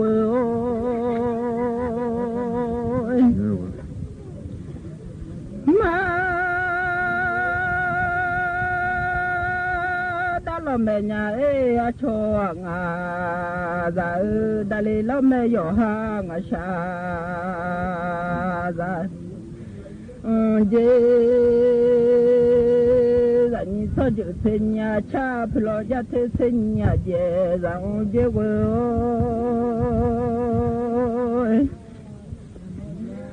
ザ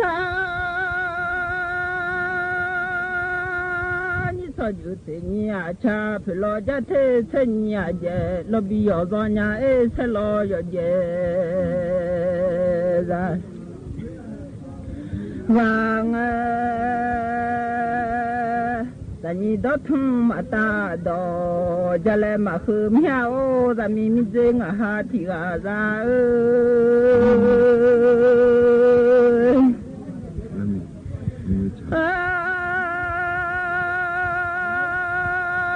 โนมาเงือชีจะเลยมาคือไง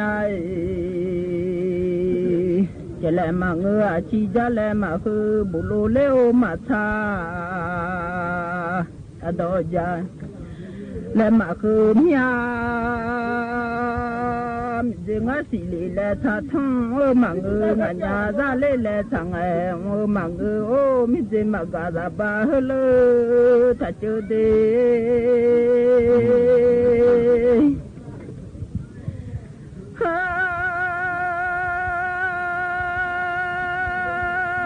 มาบญาและนักข้าลื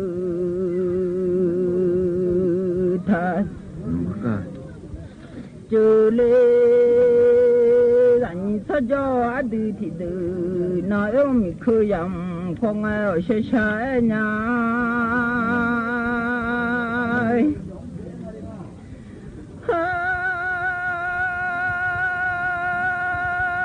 บัติเสมาญาเดอนุติเสมาญาดับคือผู้ที่ลามาดังอดีมาชามาชีจิอาเดสมามาชามาชี ma ga ba ma to ma pu ma bu ya di ra ma ma chale shi bo ga nga ma bo ti fe ya dun je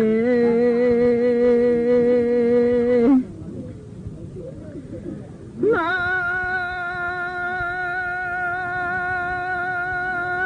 ba lu ti se ya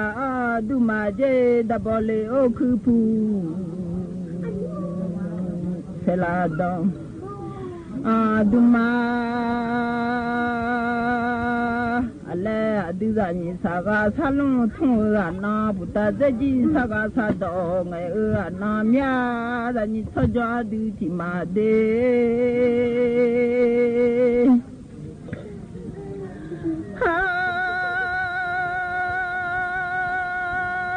adizani saga salon ma thuna Dani hana masa miade Deji saga sado mangai Dana puta deji hana magoli Nyale Dani sajo tiga tido Gai na zaja na de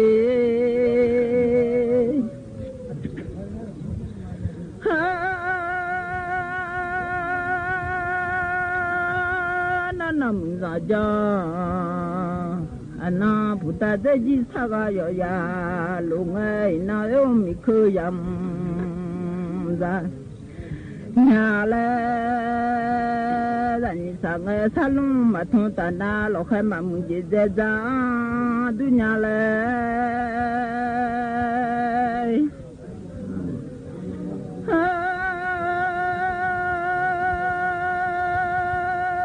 Sanga sado mange tana khumeli o lobo ze do ati che dunya la jode ma za si nga zalung mu ji thung wa la le ma do si nga mu ji do kho do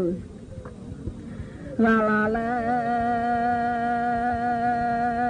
Bana puta wuze tepi jami pulana binang jami si khota ma ze ana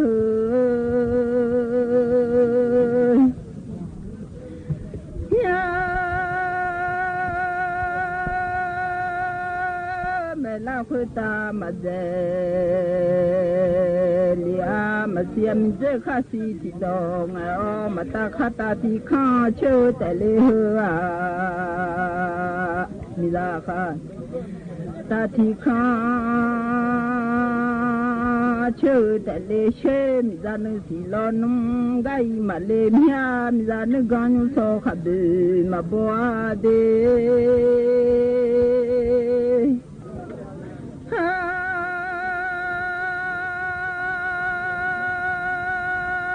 Ni Sojanya E Adu Tima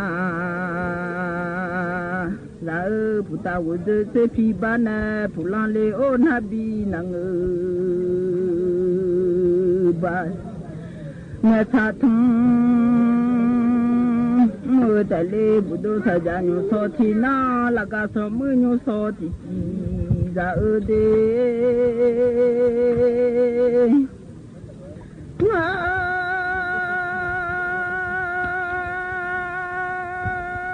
Malua chi mia hua Jelema Lua chi Zanya udo mepe mata do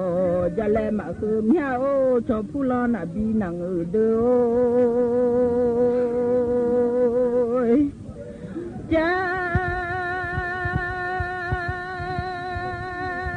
Jelema ta chi nyala de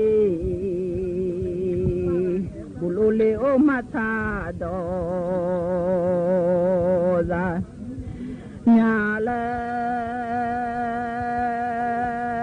ya na kho ta do da chen yi ji ngai ma mo no ale so se za yo ji ngai ma kho no ale de ma ga na kha do de thon e jo ga de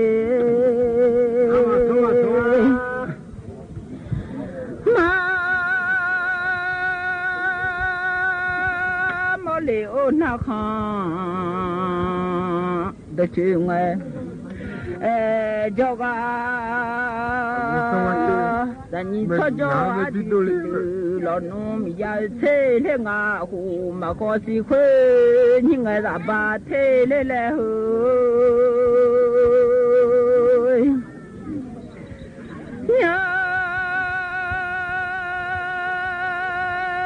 mà cả liu ra ba thế mà mò liu ra ba cho ra lê la ra nhị thọ cho đi thì được dùng lão mà khơi họ thọ ga nhưng ngày ra cả lê à bên mi su thế mà mía hơi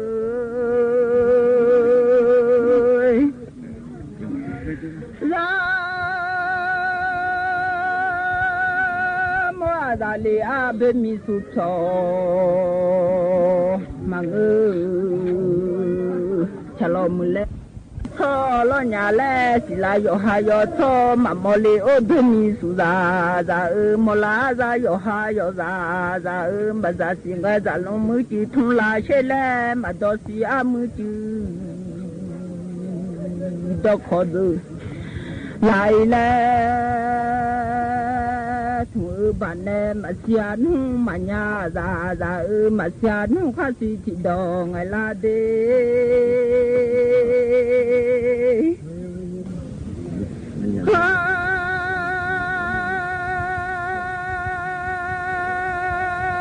lo chồng ngà la lo hoa ngà đê sa sang ngà la lo hoa ngà ra ni cho cho đi thì được ra phu lan de so mo ra de o phu lan na bi nang de o de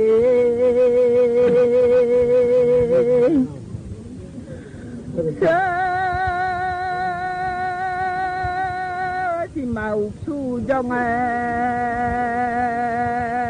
ta la ko nya mà chập chẳng mà ta có số chơi mi ra thì lông dệt mi ta có số chơi mi mò thì lông lúa để đi lẽ thôi mà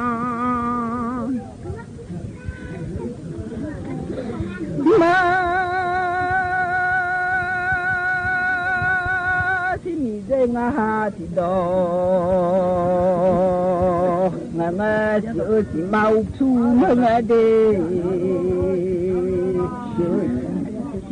mau chu ra chịu chu thế đó ya đó mẹ la lẽ nói ông mi khơi yam không ai lại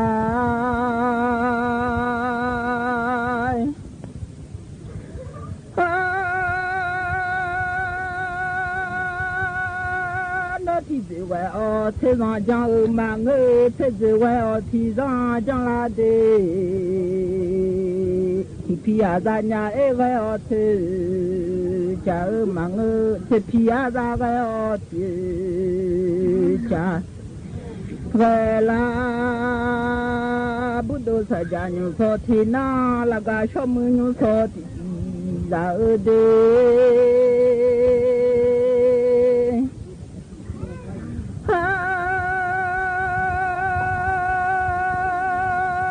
cha rằng mơ để đam mê để mang ơ giờ đây cha rằng mơ giờ thế phiêu họ gà sa ơ giờ đam mê để mang ơ họ gà sa ơ nạp đi nàng ơ giờ lo mía mà si đam mê thì rằng mi giờ thế phi thằng soi ya rằng la lẽ không gà mai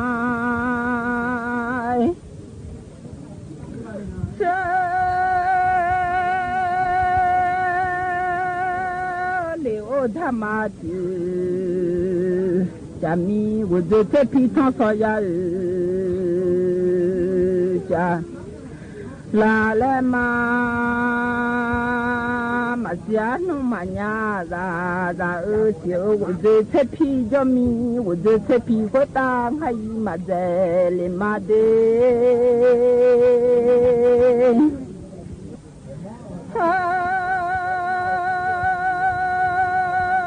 nhà ở ra nhà lên là đi nàng จงนับบินังขุตังให้มาเดือดเจียจัญญาหุลดตาซาซาเลฮาลาเพเนดดาซายอมาซานุดามาซาเลยอภูมาซานุนับบินังซาเลหุลเพทุสมอดดาจาเมียทอชอพูลานับบินังเดอ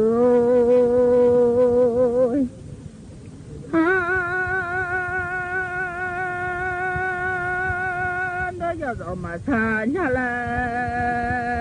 จะมาโนจียายอภูมาสายาแลนาบีนังมาโนจียายอดดามาทีจางมีอภูเลวนาบีนังทีจางลอยจางกาเลทุมา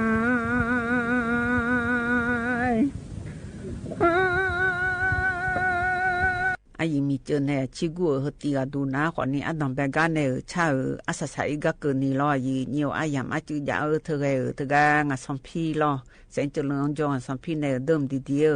ชาชากาตะกอลเวนะฮะเบียดามายีเนียว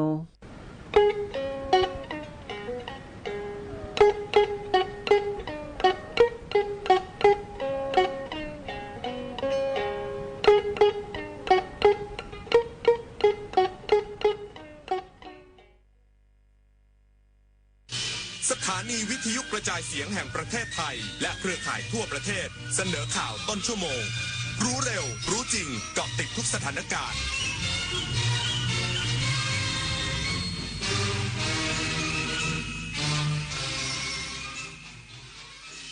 รับฟังข่าวต้นชั่วโมง 22 นาฬิกากับอานนท์ นันตสุคนครับการท่องเที่ยวแห่งประเทศไทยจัดงานประดับตกแต่งไฟในช่วงเทศกาลตรุษจีนณบริเวณซุ้มประตูเฉลิมพระเกียรติ6รอบพระชนมพรรษาที่วงเวียนโอเดียนถนนเยาวราชอีกสักครู่กับติดตามรายละเอียดครับใช้ของหลวงคือเรื่องใหญ่ทรัพย์สินราชการอาทิรถยนต์ของหน่วยงานหากนำไปขับขี่โดยไม่ได้ใช้ตามหน้าที่มีความผิดทางอาญา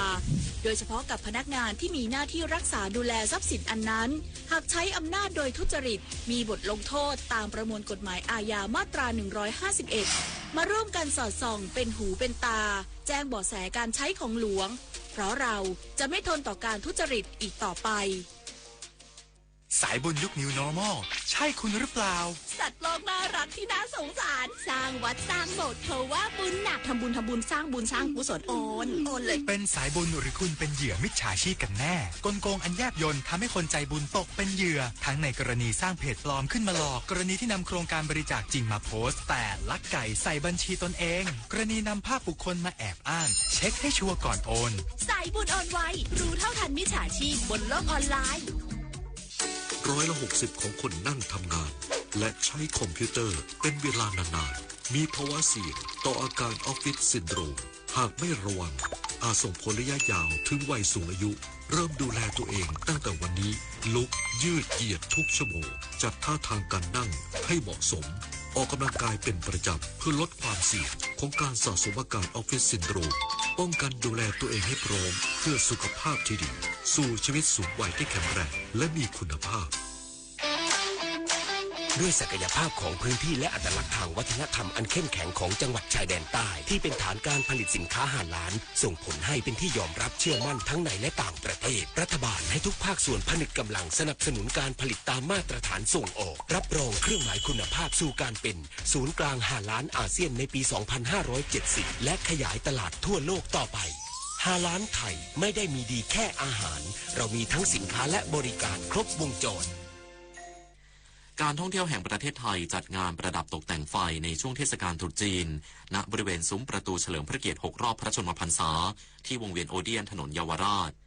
นางสาวถาปณีเกียรติไพบูลย์ผู้ว่าการท่องเที่ยวแห่งประเทศไทยหรือททท.พร้อมด้วยนายอู่ซื่ออู่อัครราชทูตสาธารณรัฐประชาชนจีนประจำประเทศไทยเป็นประธานในพิธีเปิดประดับไฟตกแต่งในเทศกาลตรุษจีนณบริเวณซุ้มประตูเฉลิมพระเกียรติ6รอบพระชนมพรรษา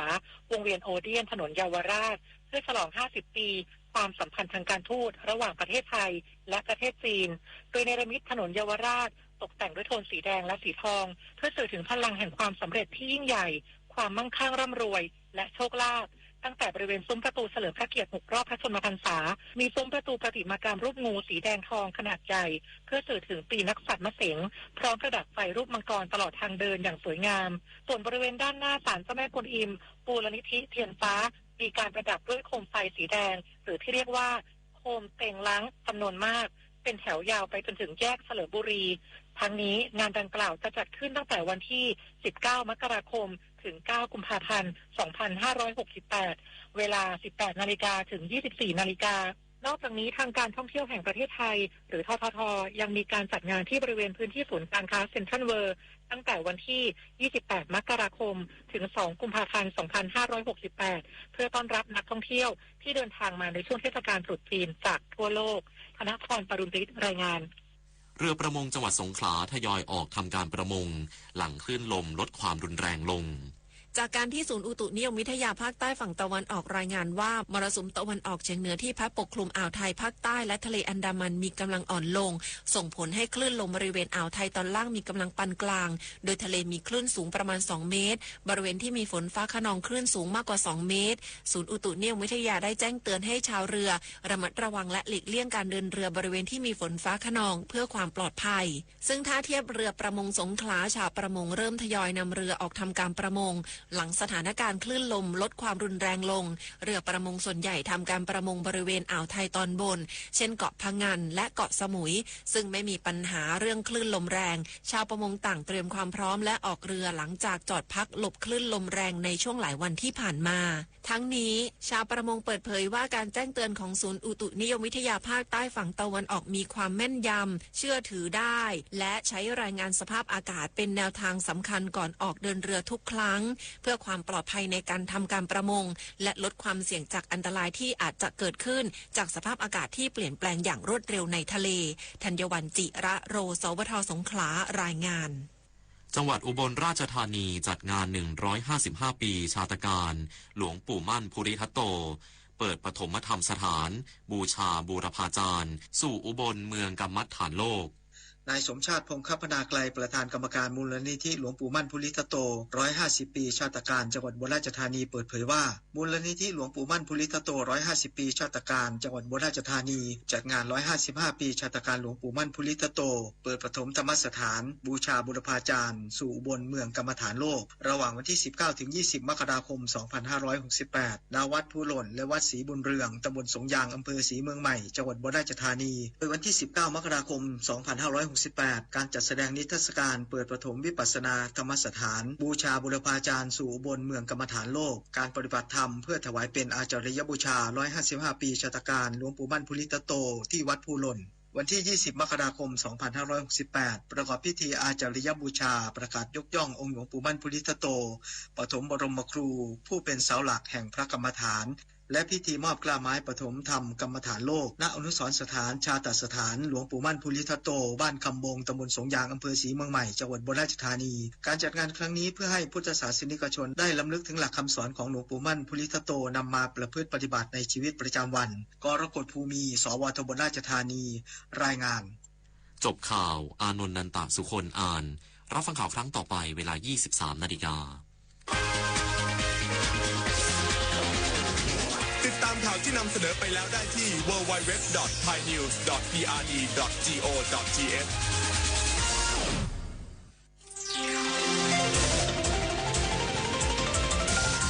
วิทยุแห่งประเทศไทยให้ความรู้คู่ความสุข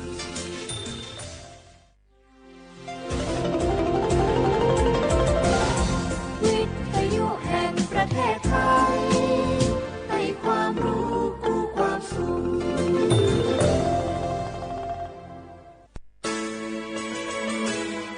สถานีวิทยุกระจายเสียงแห่งประเทศไทยจังหวัดเชียงใหม่ AM 1476 กิโลเฮิรตซ์สถานีวิทยุภาคภาษาชาติพันธุ์แห่งเดียวในประเทศไทยที่มีความทันสมัยเชื่อถือได้สร้างอัตลักษณ์กลุ่มชาติพันธุ์สู่สากล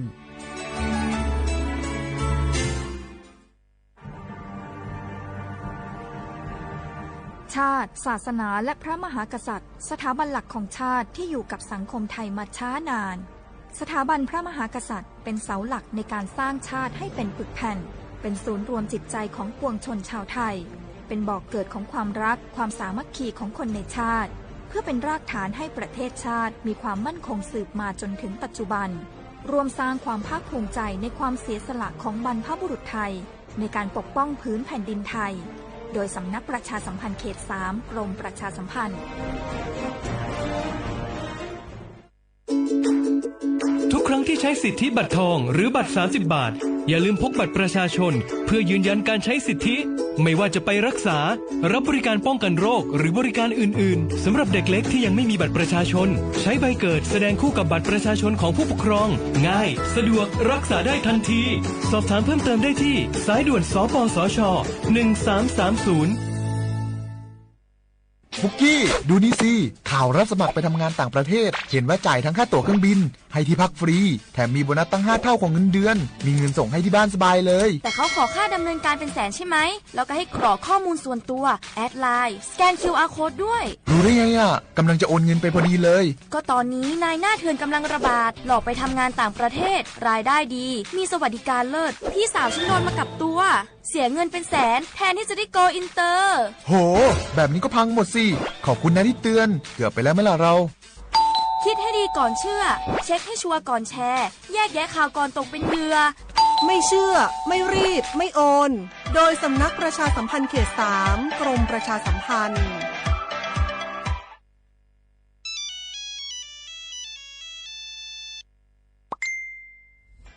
ดูสิเพจนี้บอกว่าฉันถูกรางวัลใหญ่แล้วให้กรอกข้อมูลเพื่อรับของรางวัลด้วยอ่ะไหนดูสิมีชื่อที่อยู่เลขบัตรประชาชนเลขหลังบัตรระวังนะนั่นคือมิจฉาชีพที่มาหลอกเอาข้อมูลของเราจริงเหรอฉันเกือบกรอกข้อมูลไปแล้วอย่าให้ความโลภเข้าครอบงำกรอกข้อมูลส่วนตัวต้องระวังนะอย่างนี้ไม่ได้แล้วฉันจะต้องมีสติให้มากขึ้นจะได้ไม่ตกเป็นเหยื่อของพวกมิจฉาชีพอย่าหลงเชื่ออย่าให้ข้อมูลส่วนตัวกับใครจะได้ไม่ตกเป็นเหยื่อของมิจฉาชีพสำนักประชาสัมพันธ์เขต 3 กรมประชาสัมพันธ์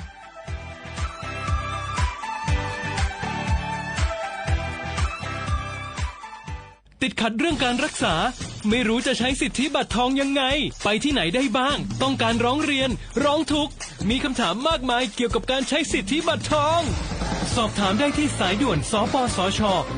1330โทรฟรี24 ชั่วโมงตอบทุกคำถามให้คุณรู้ทุกเรื่องเพื่อไม่พลาดทุกสิทธิการรักษา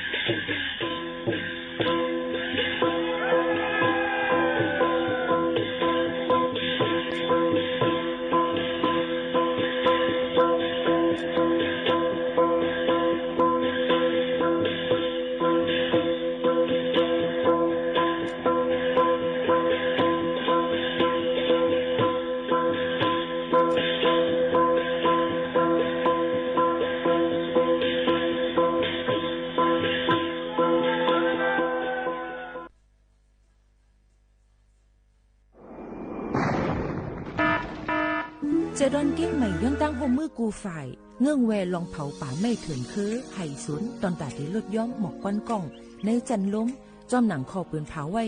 หนังฮือเตกุ้มทิ้งลองเผาในหลายๆพื้นตีลวยอ่ำปันเผาสังเสอิดตาที่เฮ็ดเฮาจันล้มอ่ำวิกหมอกก้อนกล้องก้อนโม PM 2.5 เตเอาเนื้อวันที่1เดือน1 2 5ปากปลาย68ต่อถึงวันที่15เดือน5 2 5ปากปลาย68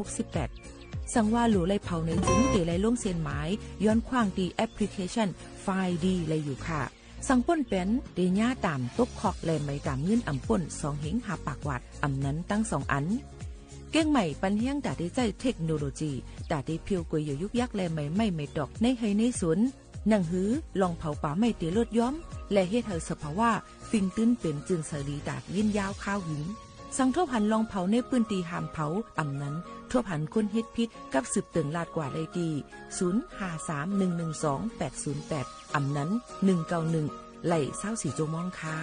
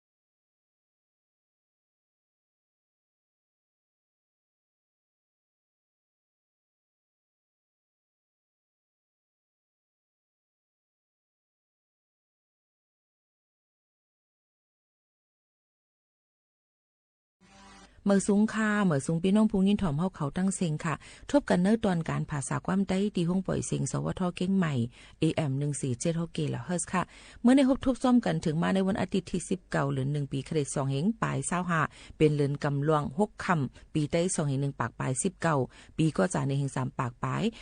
86คู่อยู่จอมขาวหมูขาวนุ้นเป็นผู้ปืนเผาอยู่เป็นอุ้ยก้ออุ้ยแซ่พ่อแม่พี่น้องเขาในวันอาทิตย์ค่ะออกวันอาทิตย์ในหลายก้นก็ได้ลือกันมันก็ได้อำลือกว่ามาไปซึ่งหือหนังหือบ่ได้รอดเพแลลองป้ายอยู่ลีก็ได้เต็มทนนั่นรูล้อมด้วยถึงกุสำเซนเปิงเสกัม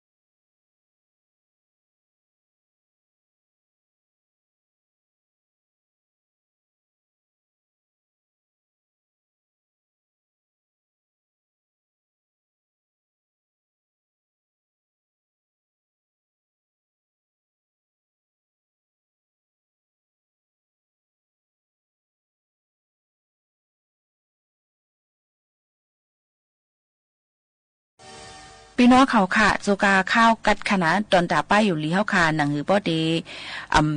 ยุบย้อมเลยแห้งกำขำตัวเฮาค่ะเตลีนั่นในข้าวกัดเตเลยกินปันตั้งกินอาหารละแหลกย่อยให้มันบ่เต็มเมื่อหนังเนื้อนมไข่ปลาผักเยอะนางเขียวเนี่ยค่ะโหปึกเลี้ยงโหปึกขาวถึงจะในกอลีนะคะยอก็อันที่มาเพิ่มเติมให้ได้แห้งกำขำเฮาค่ะนั้นมันเต็มทวนอำเป็นตั้งเป็นอีสังเนี่ยให้เลิกกินคณะยอก็ข้าวกัดกำน้ำก้นอันทรงเกี่ยวกินน้ำเหล้าสุรากอลีนะคะหลุดเลี้ยนยากอลีนะคะเพราะว่าพอกินเหล้านั่นมันสิเฮ็ดให้เฮากัดในถึงอย่าไปว่นว่าจังนั้นก็เปือว่าก้นตายเลยกินน้ำเหล้าสุราเลยว่าแกลิดปัญหาว่ามันกัดแลมันเตรียมไม่มาอันว่านั้นเจอย้อนเปือว่าตั้งในเตรียมไม่สิเฮ็ดให้ทัดในตัวในใจเขามีแห่งกำขามลีสิแลถึงอสักสายใจก็เลยเหมือนกันก็ให้เงื้อแวลองกินน้ำเหล้าสุรากันจ้อมหน่อยค่ะนะฝากไว้ปันพี่น้องเขาหนังหือบ่ได้อายุยาวยืนห่างหลีกึกปื้นกัน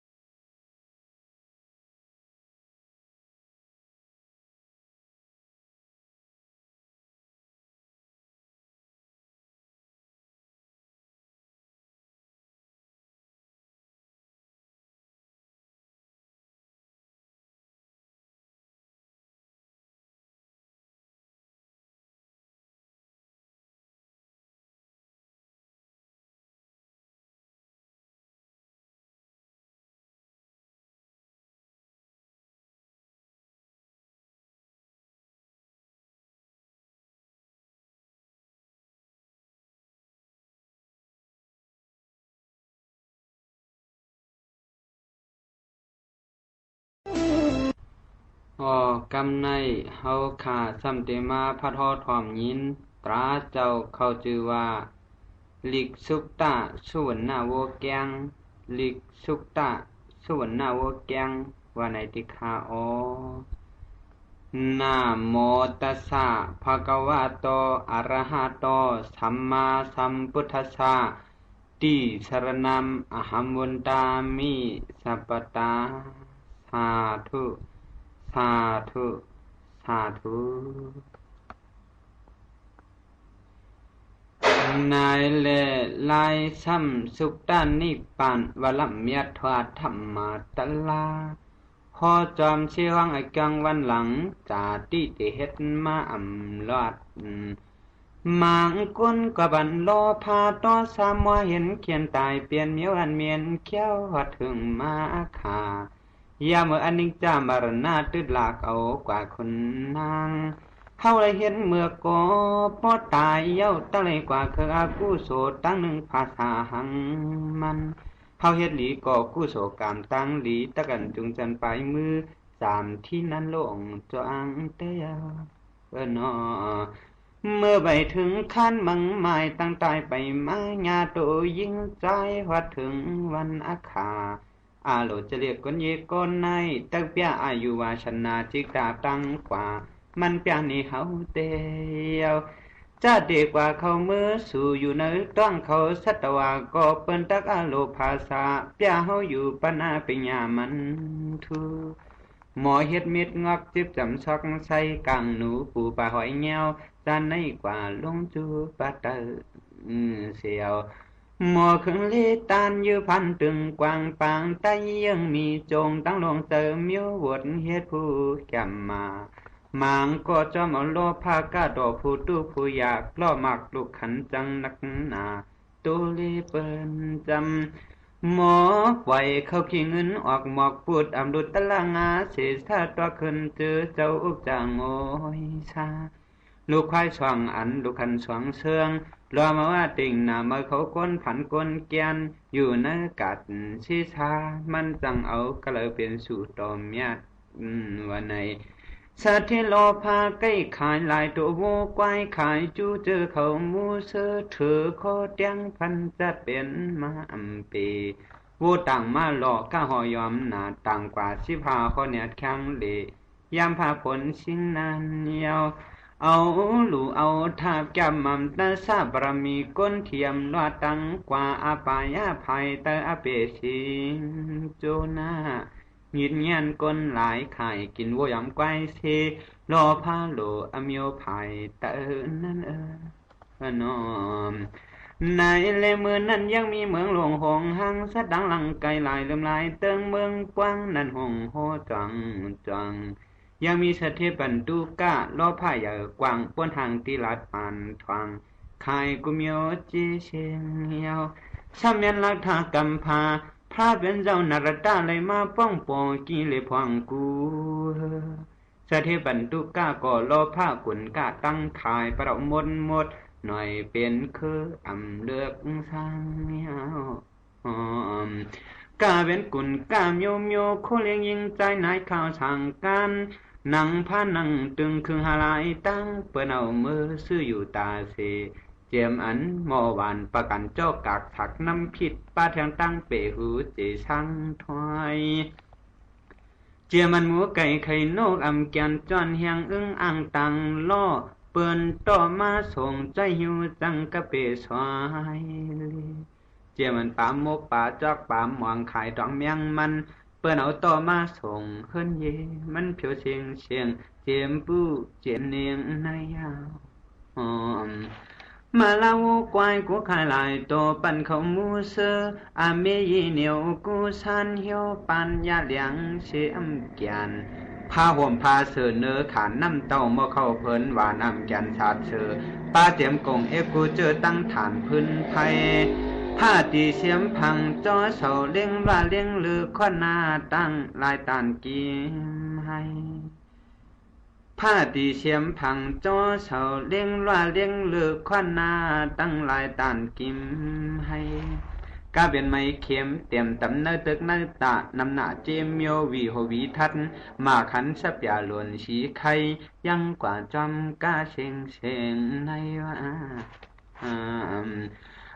หูวันโตวันออกพงไก่พงมาพงเป็ดพงหมูทูทายยิ้มเฮือนเลียนขันไว้หมอหวนจังจังชาเทปิญญาสันสุขใช้คำแม่งเหลียงต่อโตจังมาเข้าไปเหอมันฟางตังกะตังกูนายเสือปอขายกะวาไรความเยอะคือเสือเปิ้นผู้ทุกผู้ยากมันทวงโชยลูพอเปิ้นย้อนเยมูมันปัญเยเปมีเฮ็ดความดีสร้างพอต่างเกจูติเปิ้นในว่าจะเสกลผ่านกลเกียนนอกกะลีคิงมันสะเทกลเขียนกับหวังกูเมียวอุกจันเลิงมันก็ว่าก็ว่ามีตั้งลูกเลี้ยงลูกจางลูกปังล้างอ่อนอาโกเจอสุมิกสวยสหายะก้นอยากยังเคืองเก่าใครอาโกสุนในกูเจอกูยังเคืองก้ากงเชเลซื่อกูเจอเคืองอันก้นเมืองอโลสุงสว่างสะเทยองเปิ้นว่าเมียเรื่องมีเจมันออกล็อกก็เต่ากองเข้ากองเก๋อเผือแข้งม้วนเถินหางไถยายาตรงงานลำงานเหลียงงานเหลืองตำทวงจูปังเสืออเลเขียงจังตั้งเลยป่าก็ยังกว่าจอมให้จอมกังในอโลก้นเมืองกลางในอนามีนั่นอย่าฮะเลยว่าเชมิโอเจออันอโลผู้ยิงเขาโตโคเชนกุยลายไม่เชกูซ้ำเก้ากี่ขี่ปั่นราคาตินเหยียบหมักล่อไม่ลามพึ่งกวยตำเลียนละเลียงแค่นั้นยาวเจมันอโลลุงเงตั้งเล่นตั้งโลลูกอ่อนวมมาสะเทขึงตั้งกาสะบัดท่ากุยังลายซ้ำเจเมียวมานำเดือสินนกวัดนกวิทเมืองกึ่งยังขึงกูชานมันปันแองโอกามอละนี่เจมันอโลตั้งยิบหมอปาหามาใส่สักนางเขเมียวเครื่องศพสี่ห่อหมกต่อเตียนปลาลอล่วงเสือไทยตุ่มเกียนเปิ้นห่อจิ้มขามท่าเคยยกเลยก็ยังกายังกูอันไหนเจมันปิงยามยาเล่เลียนลิงไอคิงไว้ปล่อยเปียเอาหนกเนเปียว่าปิงยาจางเล็กจางคำหมอกำหมอยือมือหลีลันกันกะไลแอนไปมาจังตัดจำเนาะ ว่าหมอกองหมอมองจ้องยังนางเวียนกับเพิ่เปิ้นรวมยาปอทานเกียนจะในก็มันห่วงมาค่าราคาลาดตาไว้เมียวหนึ่งอัญญานมันไว้ขายเปียกนเมืองเตยาวชาที่ดังก้ากรุงเชียมเลือกเป้าปนเอามาเสือขึ้นอิงติงปีบลอยไม่เชเขียวแกนเปิกวนชาที่เปียเจเงินคำมีนำสันชายกลางเอาเมียงเลียงโตดปลายอาโลวาชนะเมียวกนเปหมันลดยังกว่าเมื่อนาโดมโยในมีอย่าเปหเลยวานนายเลยยังมีเจ้าเนื้อกรุงชิลีกะย่าย่อยไกวสู่ถึงเพียวมาเฮินเตือนตินลัดจูมันเฮินมนอิงยามาสู่เสกตำเฮินมันปั่นตูกาสถิลายามเมื่อสหาเป็นก่อจุนกองกันยาวเจียมก่อนอ่อนเก่าเขาเป็นเจ้าเนื้อเถือปัดเนื้อกาดเมื่ออาคาเสซาสองก้นสามก้นอ่อนกันมาจูคิงมันสะเทกูลงตัวนัวใครไหลวันในมุกโชลิงมาลัดความยอมความจูคิงมันสะเทไหลหันนาก้นก้าขันมาอ่อนเล่ยินข่าวพอเลี้ยงปันตูก้ากุนก้าเจจงไว้กูยังเจมก่อนยินสะตังแกเฮาขับพอไหลเพียวมายาวฮาเลยมายันมิกสวยปอกพอซื้อต่อขายต่อเมียตาเสือลิหลอนยาการข้าวสกีเมืองไก่ไหลยินสายเสียงสะตังคางมอไปมาหันหบหนากำในเลยมาเขาเห็นมิกสวยพอกินเขาสุ่งเม็ดตาเจ้าเฮาขายายามนั้นสะเทงินจมยันลมโหจะลังเลือนเอือนอันเมียวดูกูขายเมื่อวันนั้นกาโลสะเทก่อจมหนาสะเทก่อจมหนาอาปากโคเงียนตือกำเขาผู้แข็งเมียวตันตะโจหันชงงยาวมันยาวสะเทก่อหวานกานังอโลชันตาสู่เจ้าโอสกิกลกาคาไลเฮาคาเจจุงเจ้าอโลมีเจโลเล็กโลใหญ่เจ้าโวเจ็มควายจ้างไปตึงกวางเยิงยีมีน้ำขวางเฮิรนยีกุตีก้อยกาสางสีอันลอดในนอยามนั้นเจ้าเนื้อมุกโชลงตัวผงวัวผงหมูผงเป็ดขวัดเนื้อขวักคนเชแม่สื่อซ้ำหาเจ้าเนื้อเล่เลือกว่าเกี่ยววัวหนุ่มโตสื่อจะมีลูกโตหนึ่งมัดแหลงลามเสาคือวัวมีแหลงแกงจำนั้นเจ้าเนื้อก็เล่เลือกกว่าเกี่ยววัวต่างตัวนมเล่โตเท่าหากามันเฮงแปดปากเชียดไล่วัวใหญ่โตปีเจ้าเนื้อลอมดูนวามมาโวเมหาปากเนื้อผงตั้งหลงว่าชนะกว่าเจอมีแก้งอ่อนโตไม่มีลูกในว่าเจ้าเนื้อย้อนซื้อโตหลายโวแก้งลูกอีสิไปเยอะย้อนถอดเสื้อเอาเมโวอ่อนอันตึกปล่อยแปดจอมเปิดเนื้อควักเจอเผอปัญหาขันเก็บแดงกาจำในสะเทก็หวานกุ้งเสียเมาปอกเก้าโลอันปูย่อมกว่าแก้ปยาอย่างหกขันหน้าเจ้าเนื้อก็จอมเอาความมันสะเทกำเดี่ยวหลอมตัวย้อยปันเตียงกาเรียกแหลมไกวอ่านวังปนำเช็ดในว่าในเลยเพราะว่าเห็นนั้นขายกันเปลี่ยนนั้นปีวางเย้าปอกันว่าเปียวเพราะว่าซื้อเย้าขายขาดกุนกัดก็เลยเย้ากูเจ้าเนื้อก็จมหน้ายุ่มไว้เลี้ยงเสียดโคตรยินเสือจำในเสียยามมือทานนั่นเขาโกยินเปลี่ยนจมสำน้ำเนียนความแก่นกะติลาดมัดมันขันพอจัดเจสะเทก็โหจะลูลาญากันตั้งเจ้าเนื้อมุกโซสื่อโวเย้าหยาพมเปลี่ยนเฮือนเยซูเต่าเยือนเห็นแขกกินเขาเก่าคักขึ้นหนึ่งในเมื่อนาท่าไปสู่เจ้ากนซื้อกนขายโอซากิอาโลมีเปลืองสั่งขึ้นมาหวานเฮือนเยปอหลวเก่าค่ากว่าปองหนึ่งก็ปองหนึ่งตั้งอันสู่เจ้าอยู่สั่งเยอะเลยมือโคต้องนาเก่าค่าเสกำนาเจ้าเนื้อก็ฟอสะพอหยีตูอยู่เสก็ยตีก็เตลว่าเจออาโลถึงกันไหนปากว่าปอเลี้ยงสะเทเฮาขามือเสกำขามือเสกำขาลำนี้นอสะพอเหอปอเมียงผู้หันเ ตีอยู่ตันทั้งกันขานอนยามนั้นเจ้าเนื้อก็จูตามความมันสัตเทพยาปันเป็นอันยินเปียงขอความกันนำเปลี่ยนขึ้นนานสำหรับเฮ็ดแขกกินเขาสัตเทเท่าลมย่องย่องขึ้นถ่อมความเปื่อนโมลาดปายหยานเอาสัตเทเท่ายินโจมแต่ยาวนั่นเลยมือนั้นเพราะว่าถึงขิงสุลิงวันวายตั้งภายวมาอาจจะไกวสื่อให้ยิงหวักจมสั่นคืนมาหากินกิ่งแหลมปวงแขมปวงเราเมื่อเฮาโจกันอุดคู่ปยาคืนห้างกันเข้ามาเปลี่ยนหาควักเงี้ยวนี่ในเลยมือนั้นเจออันสะเทขายบันว่ามีมูเสือคือคนน้ำตาย้อยเนื้อของโง่แก่ลาดต่อปากว่าก็มือในก็ยาวเขาเลยอยู่บนกันการเนื้อขวากมือผูกจะเฮาซ้ำเตะเกี่ยวหิงเอาหวักเฮาไว้ขอหลืบจำเปื่อนเจ้าเนื้อกู้ต่อขายเฮายาวนะจามสื่อว่าหนุ่มเลยตัวเท่าก็เฮาขาตังเสียง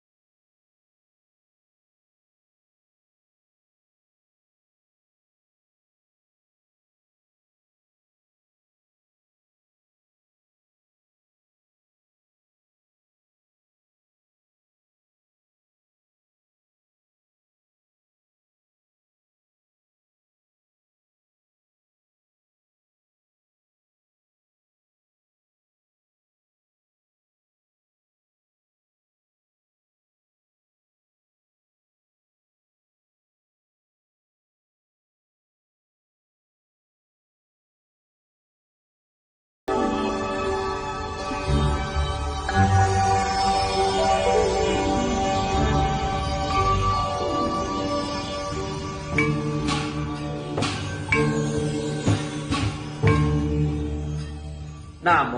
ตัสสะภะคะวะโตอะระหะโตสัมมาสัมพุทธัสสะอิสรณังอะหังอุตตามิสัพพะตาตราตังดีกุมวันจีบันจิงเอาตังเอาตังยานตาผ่านตังเวละหอเฮิรนควยอยู่สุขเธอแลไล่รอดพี่อ่านตาตังอิงลังยาดโคเลยหอตราโตเอารอดพัดพาดอันตรีจังเสียงการกัดเยียววันนาอาซาปาลิโตเพราะว่าเอาตีรีนาโมอนันตาโกติกปอทัพพิญญูตาญาณังสิงตาที่สิงโตตปะเทวายาสิงกโมดอมนัตโตมโนหารอสิงโตสิงตานังสิงตาที่สิงโตโอกาตาโลกัมสิงตาที่สิงโตสิงคาราโลกัมสิงตาที่สิงโตนามารูปัมสิงตาที่สิงโตกุตลัมมากุตรัมมาเสกตังสิงตาที่สิงโตทุกขมทุกขมมาทุกขมมาทุกขมสิงตาที่สิงโตสิกรรมเจตติกรรมรูปัมนิปนัมสิงตาที่สิงโตเมกะกุกลัมพรัมสิงตาที่สิงโตสานัมสานังกัมสิงตาที่สิงโตอรหัตตัมเมกัมสิงตาที่สิงโตนิโรธานิโรธรรมสัมมาปันนัมสิงตาที่สิงโตตัตตะธรรมัมตัตตะโพสิงกัมสิงตาที่สิงโตอริยามทิงกิกัมเมกัมสิงตาที่สิงโตสัตตาโลธรรมะสัตตาริเอขิปาตานิสิงตาที่สิงโตสัตตาริปฏิดามิตาเมกานิสิงตาที่สิงโตสัตตาริอริยทิสานิสิงตาที่สิงโตปุเพนิวาตาอวิสาทุอวิสาปาจิเยทุสิงนาทิสิงโตวิมุตติญาเนทุสิงนาทิสิงโตปุเพนิวาตาเทปะสักขุอาตวะขยะญาเนทุสิงนาทิสิงโตกัปปะริกราหาริทุสิงนาทิสิงโตอัฏฐธัมมะปรมัตถะธรรมเมทุสิงนาทิสิงโต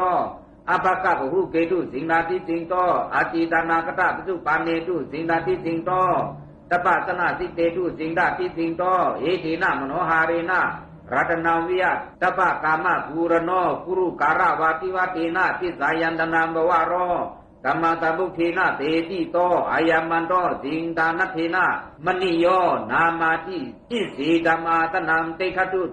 ทิปายะวัตายะตตาตุสิงตามนิรัตนัมมัมบาเลตุหุลุตวาหายะตวาหง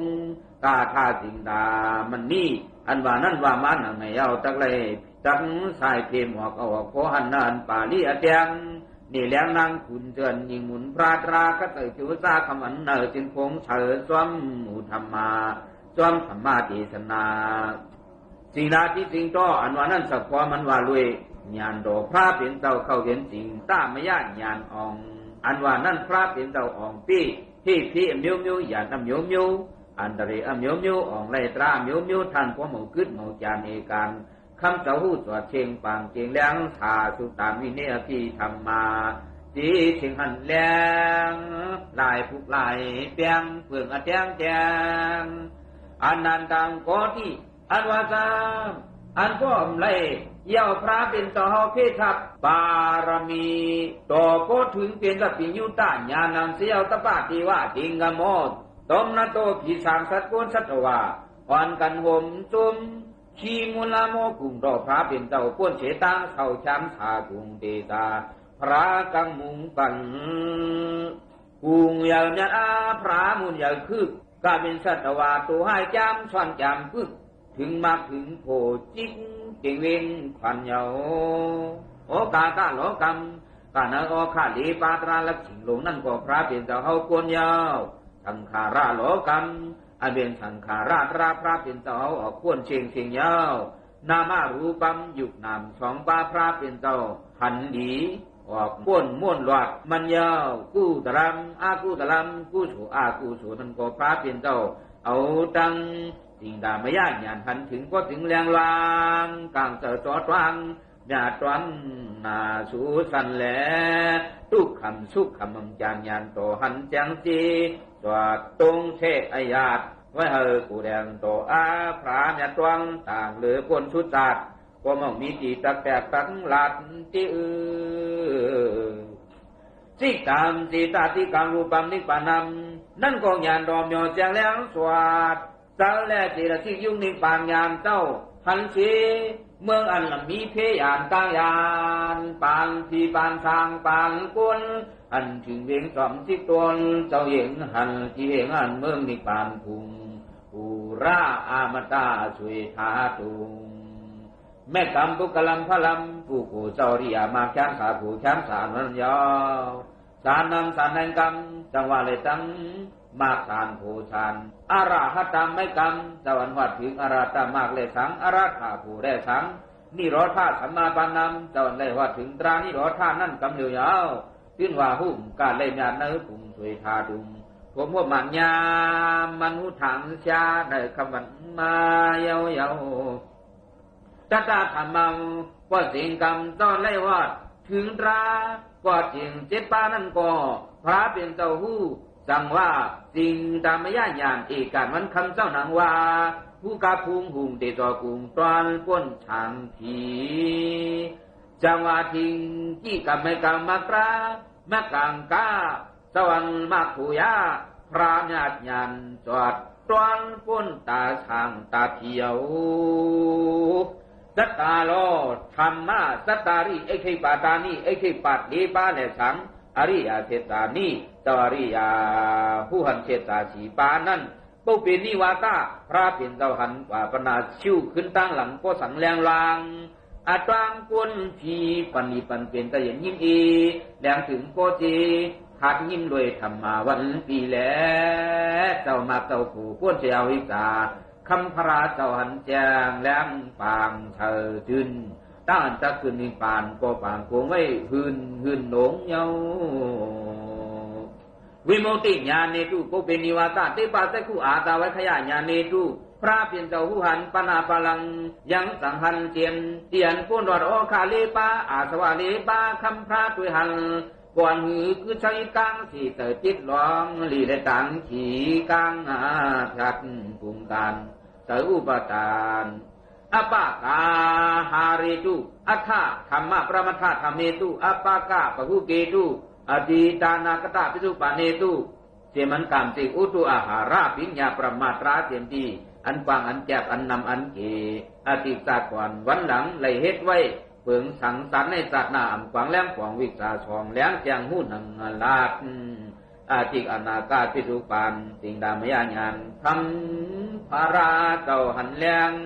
หันแจงสาลังโกมาขึ้นไว้เศษที่เศษตังถุงตะโกจูตะมุนเปียงตปาสนาสิเตตุ กูดูเจนหลังลายหมายเตอเคยก้องมังกลาขาดจัดมาเหลียวในกำเหลียวเฮ็ดให้ก่อเคยจูบไว้หน้าก่อซ้ำเหอขอนขึ้นก้าก่ออ่องขายก่อหมานเหตุการณ์ลองไหลก่อสร้างถูกซ่อมถูกเมชีดินจีปุ้งเหอคึกมากวนรอดในตอนเนี้ยผู้ตานลิ้นจีท่านหมักมันย่อยพุงยุงหลอดชบมงแมงอาแตงปึงผ่านยามคำปึงพุงผ่านยามคำยำนามังกลามยาพรานยางหูยาหมูจู้จือสักตีสัตวาคำพรามยาทันหูผีแลกวนเกจิกวางเนื้อเจอก็เปิดผีกวนสัตวามีเจอขลัยแคบสากันในโลกาถามไปก็พระเป็นเจ้าสันตะขอปานันเตียนตราสัมพีตัตังวากาถาปาลีมีกันตั้งอันมังกลาสุกนะผู้กาถาปาลีโตเพราะว่าอติวนาซาปาลนัมปันติตานินซาติวนาปุซาซาปุซาเนียนามิตามิงลามุตตามังปฏิรูปาติตาวะโทสะปุปิสากระดาปุญญาตาอัตตาธรรมาปณิทิสาเอตามิงลามุตตามังปหุติสินสาเตกินสาวินโยสาทุเตคิโตทุปาติตาสายาวาสาอิตามิงรามุตตมังมาตาปิตุอุปทานัมปุตตะตารตะติงโหอันนาคุลาสะกามันตาอิตามิงรามุตตมังตานินสะธรรมสริยาสะญารกานินสะติงโหอนาวิสานิกามานิอิตามิงรามุตตมังการวสะนิวัตโตสะตันตุทีสะกติยุตากาลีนาธรรมตาคิสะอิตามิงรามุตตมังตะโบสะยามาตรียนสะอริยติสานาทัตตานามิปนาทิสิกริยาสะอิตามิงรามุตตมังพุทธะโลกาธรรมิสิตาวิรมะกัมปติอัตโตกัมวินาสังเขมังอิตามิงรามุตตมังตั้งกาวาในพระเป็นเจ้าปัญหาเข้าเปลี่ยนตั้งนี้กองมังกลาตาโลกาโลกุโลกีผู้มีอิงแผงความแสนคำพราพอตราเทศนาลินเสแลเจ้าขอถูกนุข้าปาต่อมากันมังกลาสุกออกวางสวยต่อช่วยหลอกคำจริงเถียงเต้าช่วยจุกหวยจุกนั่นเยาอาท่าติงดินสามิงกาลังชุกตันชุกกันว่าพระเป็นเจ้าหอนะมึงสวัสดีปีติดาวุนพุงจองสิจะหลงมาบวบความลองปังเอาพระท่าเปลี่ยนนันเลียนหลียินลินทำคำแหลมเจดอย่างยามขึ้นพยายามน้ำนายหายหดมือไม่ก่อยือลำเชมีมังกลาอาธาตริงสา38ผู้กาถาอาเทวนาซาอัมดีเฮ็ดก็กันการตู้เสลิกปันดิตานินซาเฮ็ดก็สุรกองกองสุรมญาติใกล้ผู้จอลูตานพระตราสังฆาสังตักเขาในมังกลามญาติลูดกาเทียในการวันคำเศร้าอีกลากุนาวันคาก่อนในจอมขอความญาติธรรมาตั้งหูดีกวางญาณวัดเทียกวางกวางเป็นผู้คนญาติหงกวางปฏิรูปาติตาวันโตสาปุปีสากตาปุญญาตาเชี่ยห้องไอจองผู้โฉตามหลีเมียวจัดในจังไรหมาอยู่ติเมียนมีพระราสังฆาศาสนาเฮืองเพิ่งทองอยองมุกลูกอยู่ในตัวนักเสกอจังว่าปฏิฐานังสุรกองไอจองปุญญาตาพระญาทุกขาหอลดปันนีจ้าจื้อสู่ตอนนัดวนผีพุงผ้าเผอผู้ละเลยซ้อมราปุญญาตามีมังกลาเนคำยามปีปะหูติวามนุตตาซามิงกลานิอสิงได้ยงอกิงข้ามานาทุฐานามจุหิมิงรามุตตะมังคุณผีไวพระศาสตร์ในศาสตร์จักมามุ่งมองช้ำสามังกลาหอถูกนุกขปาตอคว้างขอพุทลันจอมันงาเสียงงาคำลำนุดพุทมาตราหอปันปวนกระเย็นอีชานกองลำธรรมมามังกลาพระหอตนหมุนที่วอผู้เหนือนัดกวนวนปริชามยาหมู่กวนผีแหล่พ่อหลงช้างสามังกลาถึงหอดเทือนห้องเตรียมลองพิยานันตรีสังมามาคลองชิบทำแชนรองนั่นเยา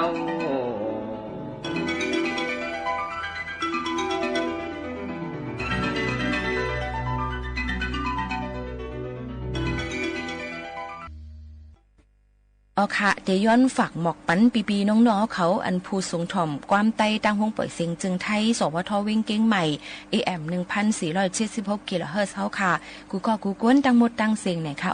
วงวางในค่ะยิ่งหมู่ข่าวนู้นมีนาการออกข้าวตั้งแต่เด็กกว่าเฮ็ดนาการเลยลองตั้งนาการปุนพรมีนไว้นั่นเสแลไหนเดอำไลมาเนงห่างพังนะคะตั้งไลฟ์เฮาคาสิให้เลยยินถ่อมไว้อยู่ย้อนนั่นเลยตอนตาพี่น้องเขากับสืบกันเข้ามานั่นก็ติอ่ำจังฮับฝนพี่น้องเขาแค่นตัวป่องเจอและควางปันยิ่งโมขาวนุ่นอย่านำเสกำพอถึงมาข้าวย้ำอันนี้โมขาวนุ่นนาการเยี่ยวตัวหลีง่ามเยี่ยวเนี่ยค่ะติคัดเซอมาอยู่เป็นอ้อยกออ้อยเซพี่น้องเขาสิมาฮับฟงพี่น้องเขาโตตอบลองเสียงตุ้มย้อนพี่น้องเขากูวันอยู่ไหนอันในย้อนป่องข่าวมาฝากปันพี่น้องเขาเจิงหนังไหนสัวกาวงวังได้ยิ่งโมเลยออกข่าวตั้งเนี่ยค่ะกว่าเหตุการณ์ลองนาการมีเกี่ยวกับไปลองสื่อมีเดียลองข่าวและเป็นรองลงปืนตีหบทบภูยินถ่อมข่าวหลายตีหลายตั้งสีแค้นตัวป่องเจอปันยิ่งโมข่าวโน้นสีคว้างปันใหญ่นำค่ะกุ้ยกาวะสังวาหบทบหันยิ่งโมข่าวโน้นตีเลยในอย่าตกใจค่ะนะโยก็อ่อนกันมาตุ้มตักกันไล่โยก็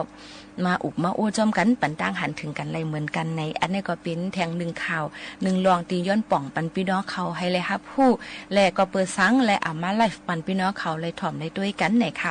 ย้อนนั้นถ่อมด้วยตั้งFacebook ก็ยังเลยเหมือนเก่าดี AM 1476 กิโลเฮิรตซ์ถ่อมด้วยตั้งออมล่มค่ะ Radio Thailand เก้งใหม่ AM 1476 กิโลเฮิรตซ์ในค่ะเว็บไซต์เขาค่ะดี legendprix.prd.go.th/ เก้งใหม่/ เนี่ยค่ะฝากไว้ปันพี่น้องเขาหนังในสิกำนำข่าวเงาขึ้นตั้นเนี่ยก็เดอ่ำตั้นในค่ะเนาะย้อนเลยลองว่าเดหางเฮียนลองอัดเสียงไว้สิเนี่ยฝากไว้ปันพี่น้องเขาเลยเงี้ยถ่อมก้อยกาว่าอยู่ไกลก็คือก็ยังมีเจอส่งเมตตากรุณาตอนตาพี่น้องเขากูก็กูก้นตั้งหมดตั้งเสียงอยู่ในค่ะ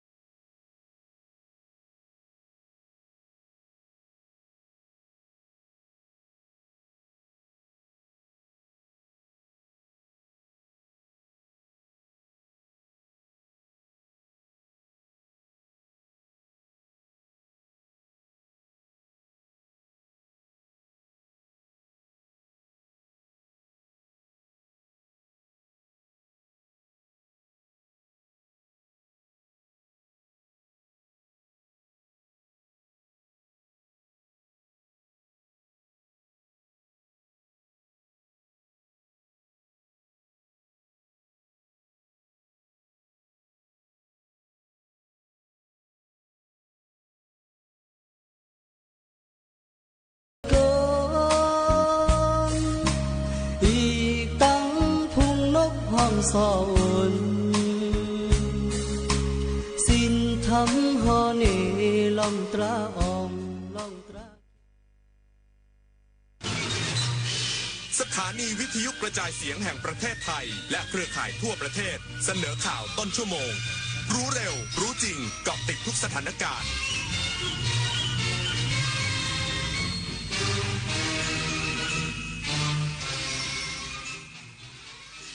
รับฟังข่าวต้นชั่วโมง 23 นาฬิกากับอานนท์นันตาสุคนครับ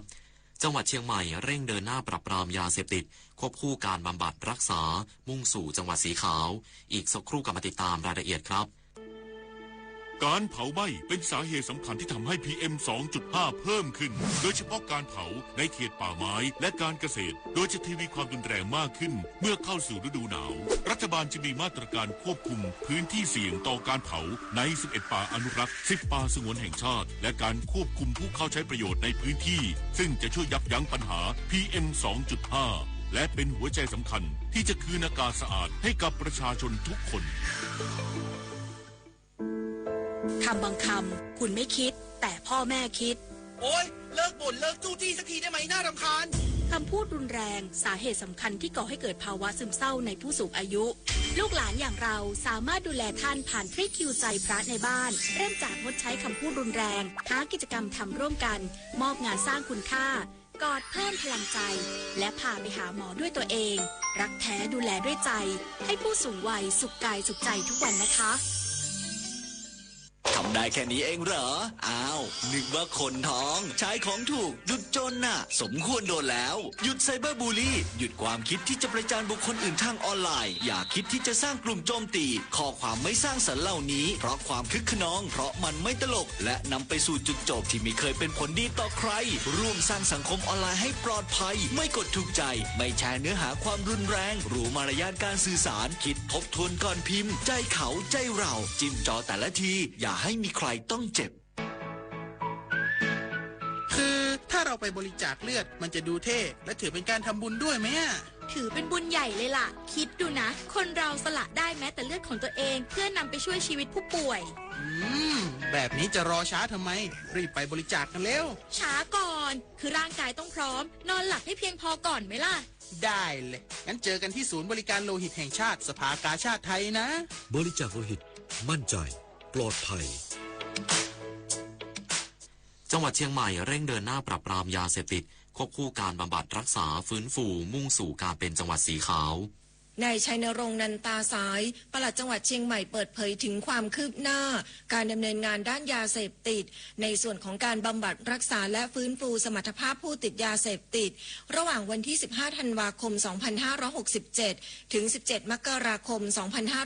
2568โดยตั้งเป้าหมายลดปัญหายาเสพติดในพื้นที่เพื่อมุ่งสู่การเป็นจังหวัดที่ปลอดภัยจากปัญหายาเสพติดจังหวัดสีขาวซึ่งความคืบหน้าการดำเนินการคัดกรองและตรวจหาสารเสพติดมีการตรวจหาสารเสพติดในกลุ่มเป้าหมายอายุ 12-65 ปีจำนวน 77,665 คนหรือร้อยละ 6.48 ของประชากรเป้าหมายพบผู้มีผลตรวจเป็นบวกจำนวน190คนคิดเป็นร้อยละ 0.24 ด้านการฟื้นฟูสมรรถภาพผู้ป่วยที่ผ่านการคัดกรอง157คนได้รับการบำบัดรักษาและฟื้นฟูตามระดับอาการโดยรักษาแบบผู้ป่วยใน2คนรักษาแบบผู้ป่วยนอก51คนและฟื้นฟูในชุมชนด้วยวิธี CBTX จำนวน104คนสำหรับมาตรการปราบปรามยาเสพติดจังหวัดเชียงใหม่ยังคงดำเนินการปราบปรามอย่างเข้มข้นต่อเนื่องผ่านการบูรณาการระหว่างหน่วยงานภาครัฐและท้องถิ่นรวมถึงการเฝ้าระวังพื้นที่เสี่ยงและการบังคับใช้กฎหมายที่เข้มงวดโดยมีเป้าหมายลดการกระจายของยาเสพติดในทุกระดับเพื่อช่วยลดจำนวนผู้ติดยาเสพติดและป้องกันการกลับไปเสพซ้ำทั้งนี้จังหวัดเชียงใหม่ตั้งเป้าหมายลดจำนวนผู้ติดยาเสพติดให้ได้อย่างต่อเนื่องพร้อมเร่งสร้างพื้นที่ปลอดภัยในทุกอำเภอเพื่อผลักดันเชียงใหม่สู่การเป็นจังหวัดสีขาวปลอดภัยจากปัญหายาเสพติดและคืนคุณภาพชีวิตที่ดีให้ประชาชนพิมลกันเดชาชัยทีมข่าวสวทเชียงใหม่รายงานอำเภอชายแดนจังหวัดตากค่า PM 2.5 เพิ่มขึ้นอยู่ที่ 42 ไมโครกรัมต่อลูกบาศก์เมตรเริ่มมีผลกระทบต่อสุขภาพแนะกลุ่มเสี่ยงใช้หน้ากากป้องกันฝุ่นเลี่ยงการเผาในที่โล่ง คุณภาพอากาศในพื้นที่อำเภอชายแดนจังหวัดตากอยู่ในเกณฑ์ที่เริ่มส่งผลกระทบต่อสุขภาพโดยเฉพาะพื้นที่อำเภอแม่สอดค่าฝุ่นละอองขนาดเล็ก PM 2.5 วัดได้42ไมโครกรัมต่อลูกบาศก์เมตรดัชนีชี้วัดคุณภาพอากาศหรือ AQI อยู่ที่113ซึ่งอยู่ในเกณฑ์เริ่มส่งผลกระทบต่อสุขภาพประชาชนกลุ่มเสี่ยงควรใช้หน้ากากป้องกันฝุ่น PM 2.5 ที่ได้มาตรฐานปิดประตูหน้าต่างให้มิดชิดทำความสะอาดบ้านด้วยผ้าชุบน้ำทุกวันดื่มน้ำสะอาดให้เพียงพอ 8-10 แก้วต่อวันเลี่ยงการออกกำลังกายกลางแจ้งลดการใช้รถยนต์ส่วนบุคคลหรือรถที่มีควันดำไม่เผาขยะหรือพืชผลทางการเกษตรกลางแจ้งดิเรกปินตาแก้วสวทแม่สอดรายงานรัฐมนตรีช่วยว่าการกระทรวงเกษตรและสหกรณ์เปิดการสัมมนาวิชาการชมรมผู้เลี้ยงกุ้งท่าทองครั้งที่3ปี 2568 เพื่อร่วมขับเคลื่อนแนวทางแก้ปัญหากุ้งทะเลเป็นวาระแห่งชาตินายธีรุสุภาวิบูลย์ผลผู้ว่าราชการจังหวัดสุราษฎร์ธานีให้การต้อนรับนายอิทธิสิริรัตยากรรัฐมนตรีช่วยว่าการกระทรวงเกษตรและสหกรณ์ในโอกาสเป็นประธานเปิดการสัมมนาวิชาการชมรมผู้เลี้ยงกุ้งท่าทองครั้งที่3ปี 2568 เพื่อเป็นเวทีในการแลกเปลี่ยนความคิดเห็นของเกษตรกรผู้เลี้ยงกุ้งนำไปสู่การพัฒนาการเลี้ยงกุ้งอย่างยั่งยืนเพื่อเป็นเวทีแลกเปลี่ยนเรียนรู้ข้อมูลข่าวสารนวัตกรรมพัฒนาต่อยอดการเลี้ยงกุ้งทะเลของผู้ประกอบการให้เติบโตมีศักยภาพการแข่งขันและผลักดันให้อุตสาหกรรมกุ้งไทยเดินไปข้างอย่างมั่นคงและยั่งยืนโดยเฉพาะการรับมือปัจจัยเสี่ยงสำคัญอาทิโรคระบาดในกุ้งสถานการณ์การแข่งขันในตลาดโลกการรับมือสภาพอากาศที่เปลี่ยนแปลงตลอดจนเสนอมาตรการต่างๆที่ภาครัฐสามารถช่วยเหลือผู้เลี้ยงกุ้งให้สามารถลดต้นทุนลดความเสี่ยงนำไปสู่การส่งออกที่มีรายได้เข้าประเทศภายในงานมีการบรรยายแนวทางการป้องกันการลดความเสี่ยงโรคติดเชื้อแบคทีเรียในฟาร์มกุ้งการใช้สารชีวภาพที่ออกฤทธิ์เหมือนยาปฏิชีวนะการเลี้ยงกุ้งในสภาวะโลกรวนและการเสวนาเรื่องความสำเร็จที่ยั่งยืนคิดได้ทำได้แต่ต้องได้ไม่ไกลตัวดารารัตน์สืบศรีสุขสวทสุราษฎร์ธานีรายงานจบข่าวอานนท์นันตะสุคนอ่านรับฟังข่าวครั้งต่อไปเวลา 6 นาฬิกาติดตามข่าวที่นำเสนอไปแล้วได้ที่ www.thainews.pre.go.th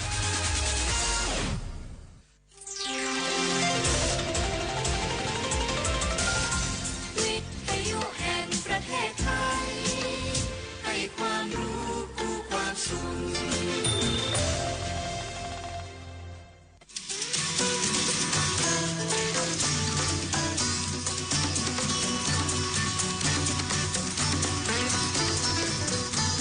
บนเส้นทางของถนนสายนี้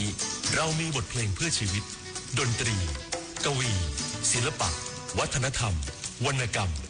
มาฝากคุณทุกวันเสาร์และอาทิตย์กับเราที่นี่ถนนดนตรี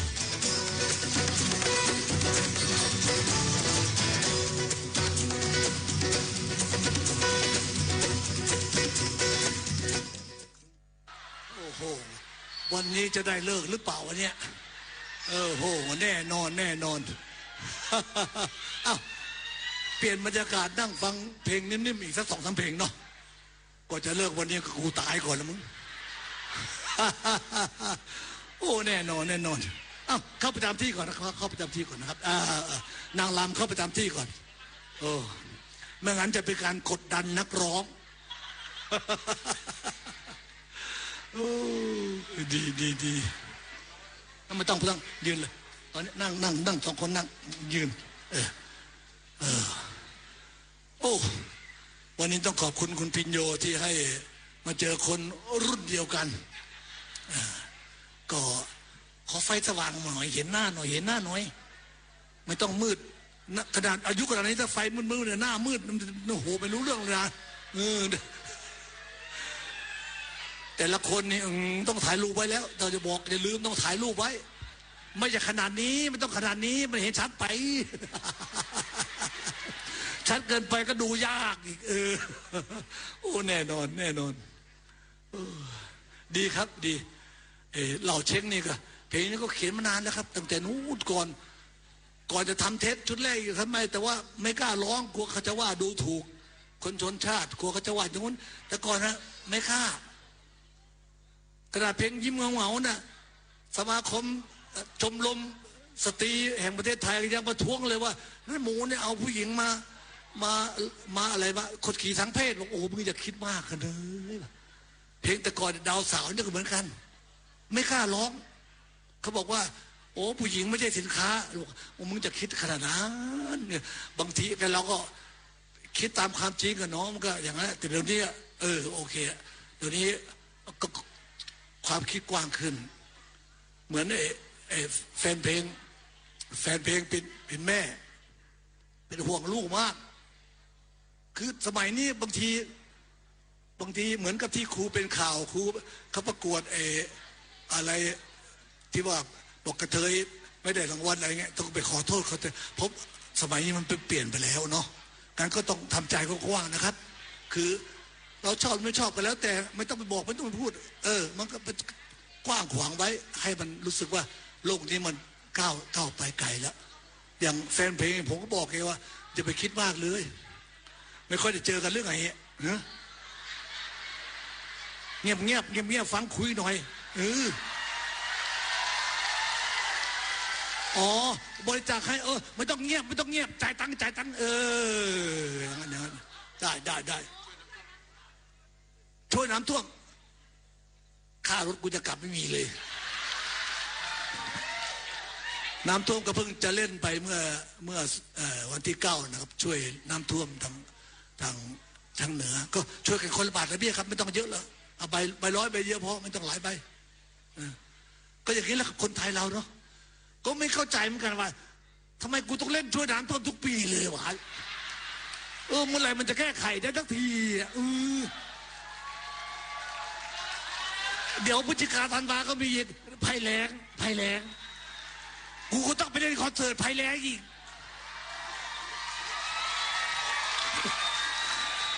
ไม่ใช่รัฐบาลนี้นะเป็นมาตั้งแต่ต่อเจ้าเหาแล้วไม่รู้ทำไมแต่ว่ามันเก่งนะรัฐบาลไทยทุกรัฐบาลเก่งเรื่องสร้างทางสร้างเข้าไป3 ชั้น 4 ชั้นทางรถไฟแรงรางคู่แล้วจากกรุงเทพไปโคราชรถไฟข้างล่างก็มีขบวนก็มีตายหาตกมาทับกูตายลงเก่งเรื่องทางแต่เรื่องน้ำเนี่ยไม่รู้เรื่องเลยไม่เก่งเลยว่ะ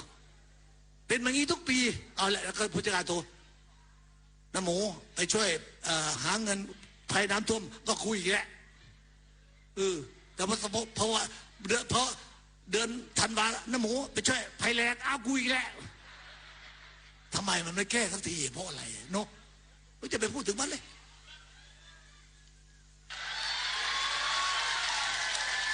เมืองไทยพูดตรงๆบอกอายุขนาดนี้แล้วไม่ต้องเป็นรัฐบาลก็อยู่ได้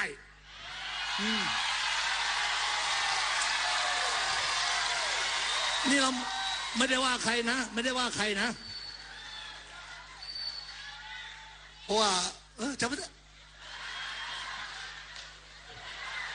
พูดเรื่องแฟนเพลงดีกว่าแฟนเพลงคุณป้าเนี่ยน้าหมูนะหนูก็ห่วงลูกบอกแกจะไปห่วงมากเด็กรุ่นนี้เขาเป็นเรื่องของเขาสังคมใหม่ของเขาถ้าเราออกของเราไปจับความคิดเก่าๆของเราเหมือนเราเด็กๆเราก็ว่าพ่อแม่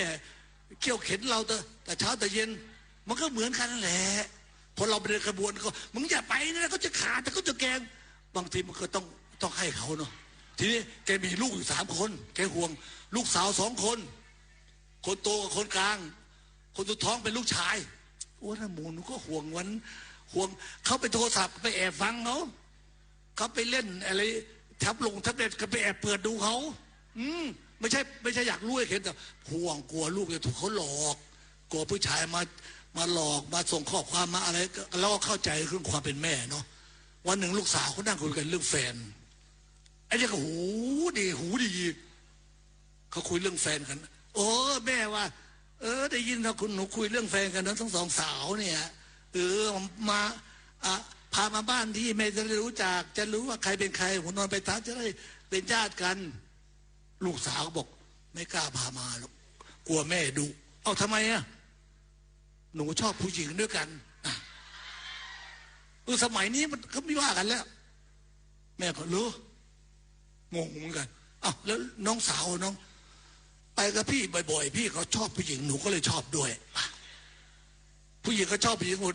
แม่เขาไม่รู้จะว่าไงก็เหนื่อยแล้วบ่นเดินออกลูกแม่ไม่มีใครชอบผู้ชายเลยเนาะไอ้น้องชายนั่งอยู่ผมครับแม่ครับผมชอบผู้ชายครับ อย่าไปยุ่งเขามากชีวิตเขาอะปล่อยไปเถอะไอเราอีกไม่กี่ปีหรอกแต่เขาต้องอยู่อีกหลายปีปล่อยเขาไปวิธีคิดของเขาคนรุ่นใหม่ยังถามผมว่าน้ำหมูเป็นห่วงให้เพลงเพื่อชีวิตจะสุดกูทำหายกูก็เขียนไม่กูจะเหนื่อยตายอยู่แล้ววะช่างมันเถอะรุ่นใหม่เขาก็มีชีวิตรุ่นใหม่ของเขาเพื่อชีวิตรุ่นใหม่เขาก็จะมีแต่เขายังไม่เกิดเขากำลังคิดอยู่มันก็ให้เวลาก็หน่อยทีไม่เล่นรัดทำไมพอกูตายเขาก็เกิดเองแหละเหมือนไอ้หมอนี่ไอ้หมอนี่อ้าวไปไหนอ่ะไปแล้วเหรอร้องเป็นไงบ้างอย่าฝืนพูดได้ไหมเห็นแก่หน้าพ่อเลยอย่าไม่ต้องหรอกพูดตรงๆนี่ดีดิมึงรอดตัวไป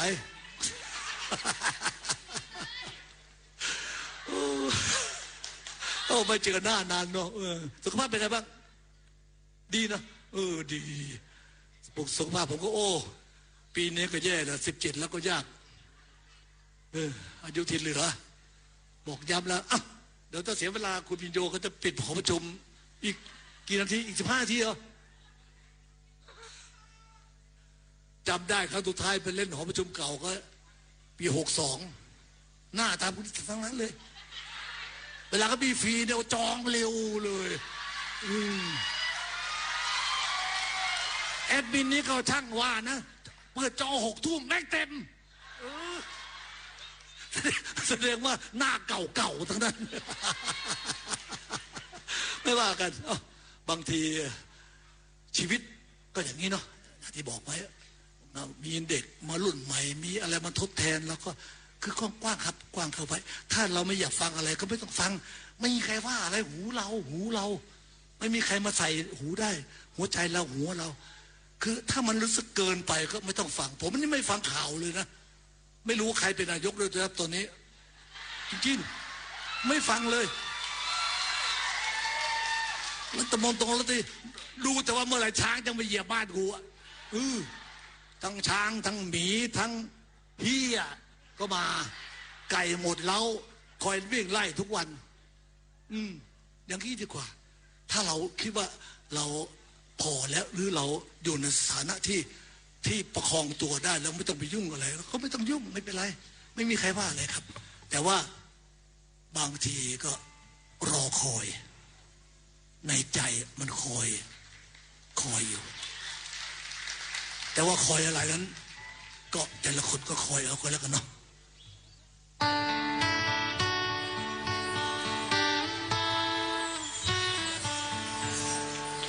หากคืนวันที่ฉันไปนั้นไกลกว่าเวลาที่เฝ้ารอขอจงรู้ลังรินฝันให้พืชพันธุ์แย้มบานอยู่ให้เกส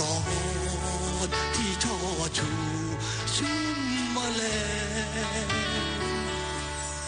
จงเอาสายลมเย็นคลายร้อนรุ่มเก็บกองสุมฟืนไฟให้ส่องแสงคืนเหน็บหนาวดาวเอ้ยดาวใจเขาแกล้งเฝ้าปลอบควันผู้โรยแรงให้ร่าเริง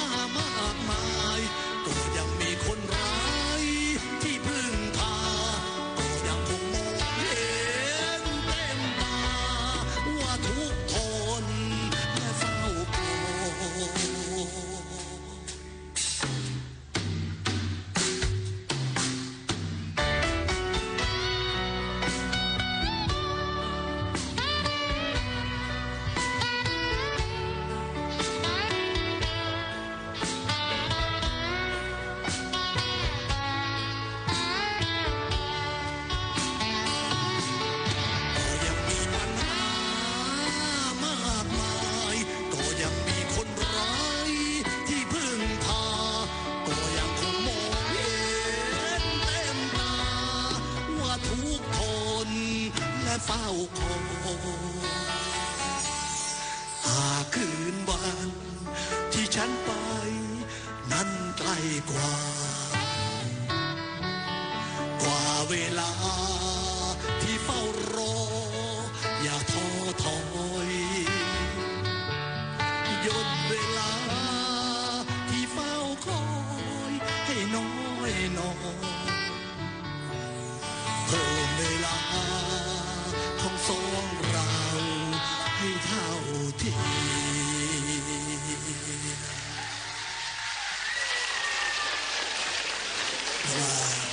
ถ้าท่านใดที่ยังต้องเดินทางของชีวิตที่ยังไม่ถึงจุดหมายก็ต้องเดินต่อนะครับเรื่องอายุมันเป็นเรื่องธรรมดาอย่าไปคิดกับมันถึงเวลาแล้วมันก็เป็นเวลาของมันบางคนก็แค่10 ปีบางคน20บางคน30บางคน90แล้วแต่ชะตาฟ้าลิขิตว่าเราจะมีอายุเท่าไหร่ฉะนั้นอย่าไปคิดเรื่องแบบนี้แก่แล้วร้องเพลงไม่ได้เหนื่อยอย่าไปคิดคุณหมอจะบอกผมว่าน้าหมูร้องเพลงไปเถอะถ้าร้องแล้วมีความสุขก็ร้องแต่ว่าอย่าไปเยอะอย่าไปฝืนว่าเนี่ยต้องร้องอย่างนั้นต้องทำอย่างนี้ให้คนเขาชอบให้คนไม่ต้องแล้วก็ทำอย่างที่เราต้องการแต่ว่าพอดีกับหัวใจพอดีกับร่างกายของเราแต่ว่าถ้าการที่ท่านมีความฝันว่าจะเดินต่อมันก็เดินได้มาอาจจะมีอุปสรรคมากหน่อยเพราะเราอายุมาก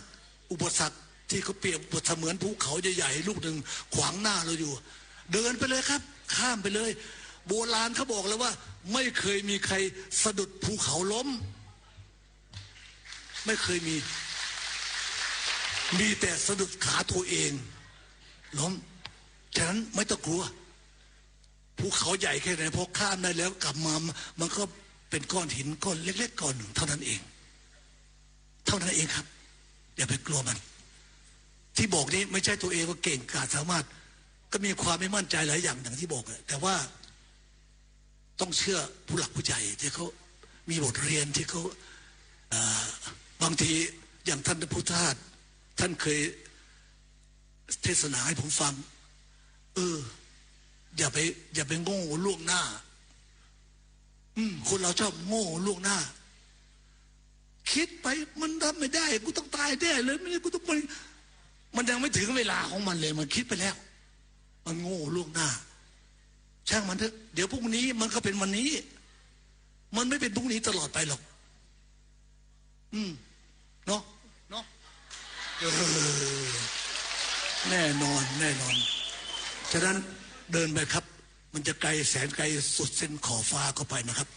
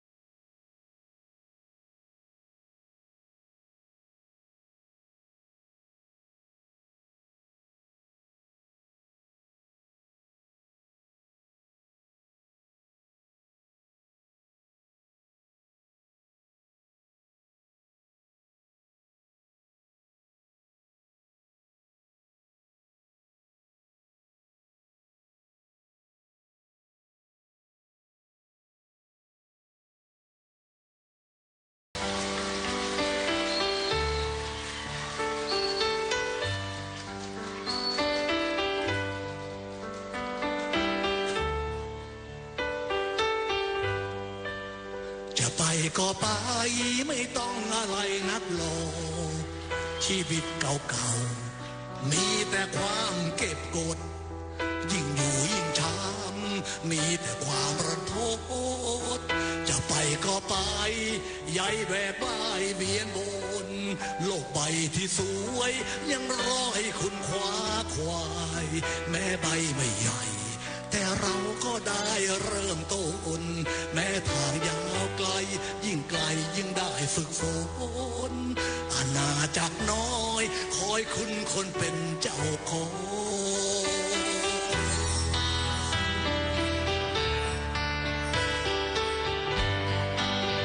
อะไรก็ได้ถ้าใจปรารถนาอยากจะได้มาต้องฝ่าต้องทนทดลองบางครั้งก็ชื่นบางครั้งกลืนน้ำตานองต้องฝันให้ไกลแล้วก็ไปให้ถึงจะไปก็ไปจะต้องอะไรนักเล่าโลกใบเก่าๆกำลังจะเน่าเหม็นชื่นได้อ้อมกอดฝันวันแห่งความคิดถึงเอาหัวคำหนึ่งแขวนไว้ที่ปลายดวงดาว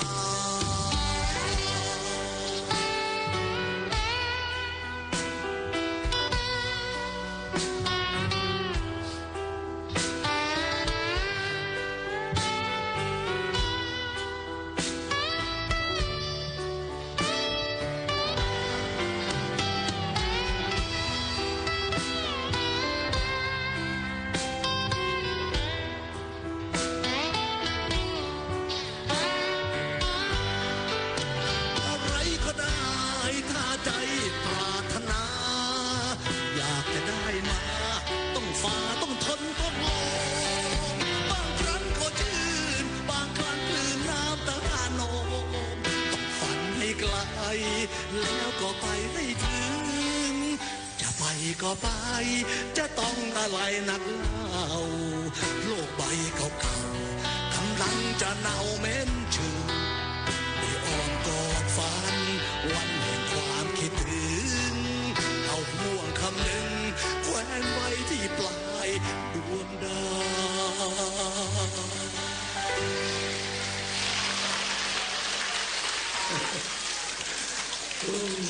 เนาะผมไปตอนแรกก็กลัวพอไปสบายก็ร้องที่ผมนี่ให้น้องเขาเล่นกีตาร์เล่นไม่ได้แล้วมันจับแล้วมันประสาทส่วนปลายเนี่ยมันหมดสภาพเพราะว่าตอนนั้นเป็นสโตรกก็เลยจับกีตาร์มันเหมือนไม่เหมือนเด็กอะมันคือเหมือนกับเหมือนอะไรไม่รู้เหมือนผ่าฟืนก็เลยแต่ว่าหมอก็บอกว่านะอย่าหยุดถ้าร้องเพลงได้ก็ร้องต่อไปก็ไปเรื่อยแต่วันหนึ่งก่อนโควิดไปถึงเชียงรายดีเหมือนกันนะมาไกลๆนะได้เห็นผู้คนได้เห็นป่าเขาได้ลึกความเก่าไม่น่าเชื่อลูกชายไอ้เราเช้งมันมาวัดดีลูกหมูผมนี่ลูกชายพ่อละเช้งนอเพื่อลูกหมูนะเราเป็นหนุ่มแล้วนี่ว่าพ่อแกเป็นไงบ้างพ่อไปสวายบู้แล้วลูกหมูนี่มันมากันหลายเยอะเลยเป็นรถปิกอัพที่นี่มีคอกใส่ผักอะพอลงโอ้ยนี่แฟนเพลงลูกหมูทั้งหมู่บ้านเลยมากันเยอะไม่ใช่ลูกหมูเขาจะมา3 คนแต่ว่าตอนมาซื้อตั๋วตอนเย็นๆน่ะเขาเขียนหน้าร้านว่าต่ำกว่า18ห้ามเข้าเขากลัวไม่ได้เข้าเขาเล็บจ้ามันมา20 คนเลยเขานี่เจ๋งสมองดีเนาะลูกหมูแต่มันมานี่บางคนมันไม่ใช่ชอบเพลงเพื่อชีวิตมันชอบเพลงอื่นเขามีเนาะมันบอกว่าถ้ายังไงให้ลูกหมูร้องมาฟังด้วยมันเป็นเพื่อนเฮาเพลงอะไรล่ะเพื่อนแกอยากฟังเพลงหน่อไม้เพลงใครว่าเพลงหน่อไม้เพลงคาราวานไม่ใช่หรอกแต่ว่าเราจำคนชื่อคนร้องไม่ได้ตัวแต่เพลงเขาดังเนาะมันร้องยังไงวะเอาถ้าเองขึ้นต้นคำร้องมันดังจริงกูร้องได้นะลุงหมูจะร้องให้ฟังลูกหมูจะไม่รู้อีกเนาะเป็นร้องขนาดนี้เนาะมาฮอจะอี้เนาะลูกหมูเนาะมันบอกว่าหน่อไม้โคดีมีปีเปแควน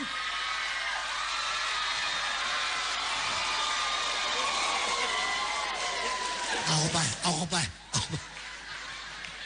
เพลงหน่อไม้กูคิดว่าเพลงคาราวานนั้นป่าแบบนี้เราเช็คโอ้แน่นอนจริงๆแล้วก็มาอีกคนหนึ่งมาไม่ได้เรามาฝากมาไหว้ลูกหมูแล้วมาขี่มอเตอร์ไซค์ตามมันเรียนโรงเรียนไทยแล้วมันอ่านภาษาออกแล้วเขาบอกโค้งอันตรายมันเลยไม่โค้งมันตรงไปเลยมันตรงมันกลัวโค้งและอันตรายมันเลยตรงไปเลยตอนนี้มันอยู่โรงพยาบาล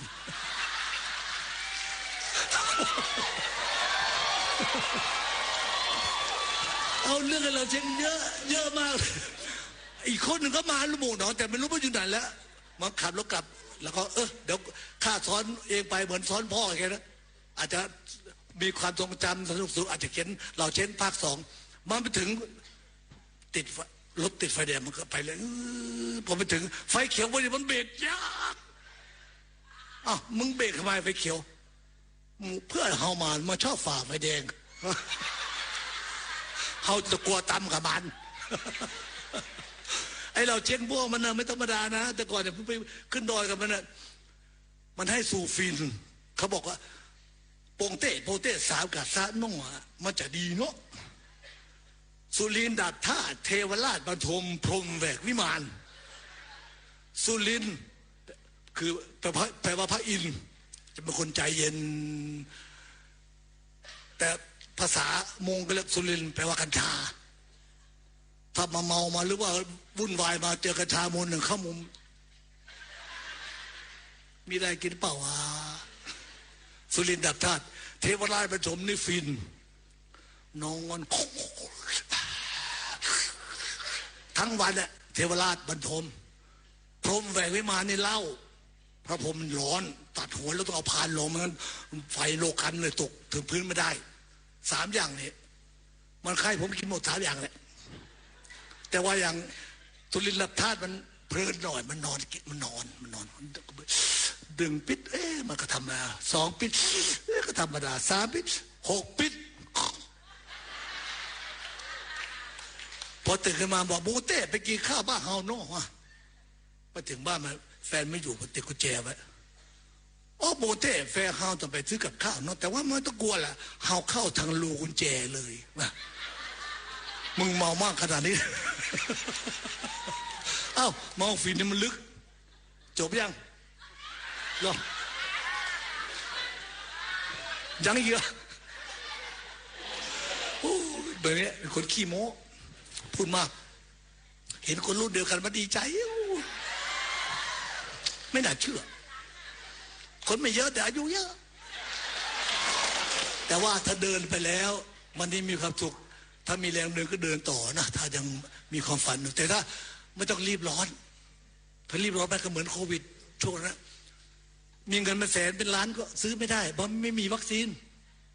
บางทีมันก็พิสูจน์ได้นะว่าจริงๆแล้วมันไม่ใช่เรื่องเงินอย่างเดียวไม่ใช่เรื่องเป็นเรื่องของสิ่งที่ต้องต่อสู้ร่วมกันมันมีก็เดินมีตู้ปันสุกมีอะไรต่ออะไรมีเตียงอยู่ข้างนอกโรงพยาบาลเยอะแยะเพราะเราช่วยกันมันต้องรีบร้อนมันรีบไปอย่างผมเนี่ยรีบร้อนมากไปให้หมอโรงพยาบาลหมดเกลี้ยงเลยขายทั้งรถขายบ้านขายเพราะว่าอะไรเหมือนท่านเดินไรธรรมะท่านบอกไปคนเราเหมือนกับไม่รู้จักเป็นจักตายทำงานหกก้นขีดเก็บเงินเก็บทองงอกไม่รู้จักเหนื่อยพอสักวันหนึ่งสู้ร่างกายสู้ไม่ไหวป่วยก็เอาเงินที่หาได้เอาทรัพย์สินสลิงการไปให้หมอหมดขายให้หมอรักษาให้ตัวเหมือนเดิมมันไม่ได้งั้นก็พักผ่อนบ้างท่านเหนื่อยที่พักที่ดีสุดคือบ้านของท่านเองแหละแน่นอน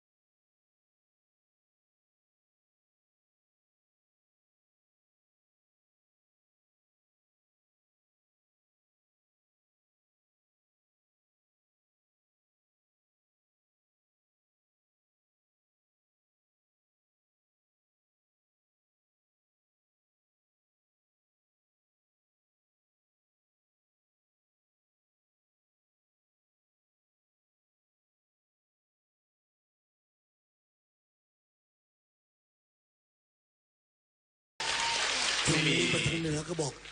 วันนั้นก็บอกนะครับไม่มีค่ารถให้มีแต่หัวใจ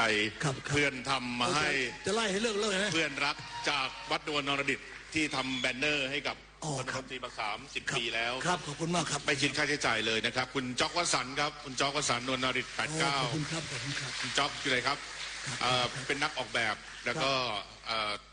คือชอบทำงานฟรีเหมือนถนนดนตรีครับดีครับดีครับนี่มันจนนะขอบคุณมากนี่จะไล่ให้จบแล้วใช่ไหมนี่ยังโทรได้ยังไงล่ะคิดว่ามอบรูปแบบคือเขาตั้งใจมากก็คือจะมอบให้นานะครับนี่นะครับสุขสันต์วันเกิดล่วงหน้าขอให้เราร่วมกันอวยพรวันเกิดให้กับนานะครับ Happy Birthday กันดังๆนะครับขอบคุณครับขอบคุณมากครับนะถ่ายทันไหมขอให้แข็งแรงนะครับนะแข็งแรงนะครับขอบคุณครับ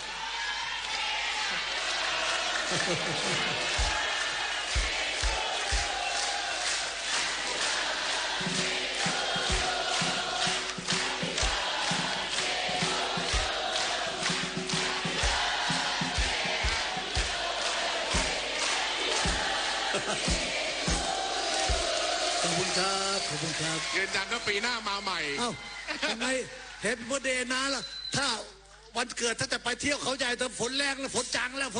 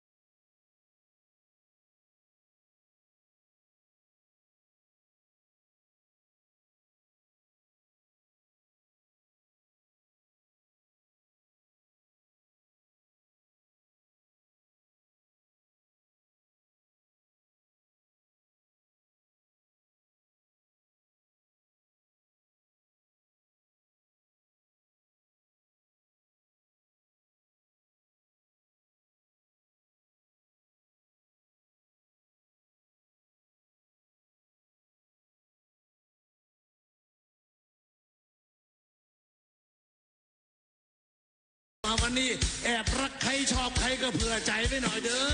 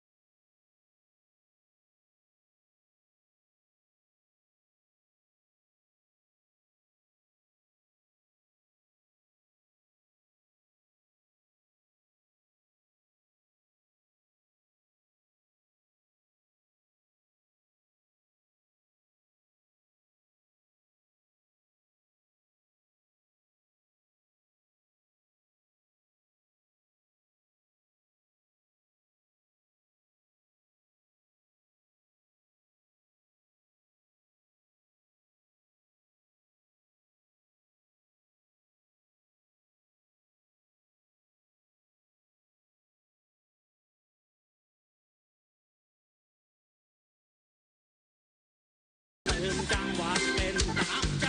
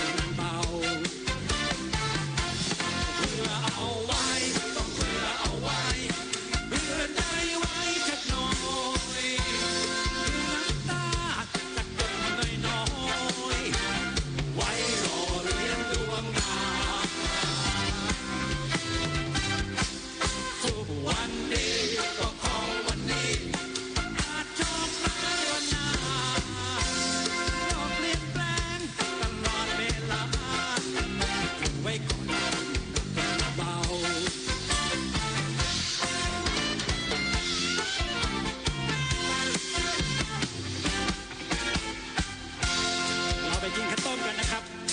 กินข้าวต้มที่ร้าน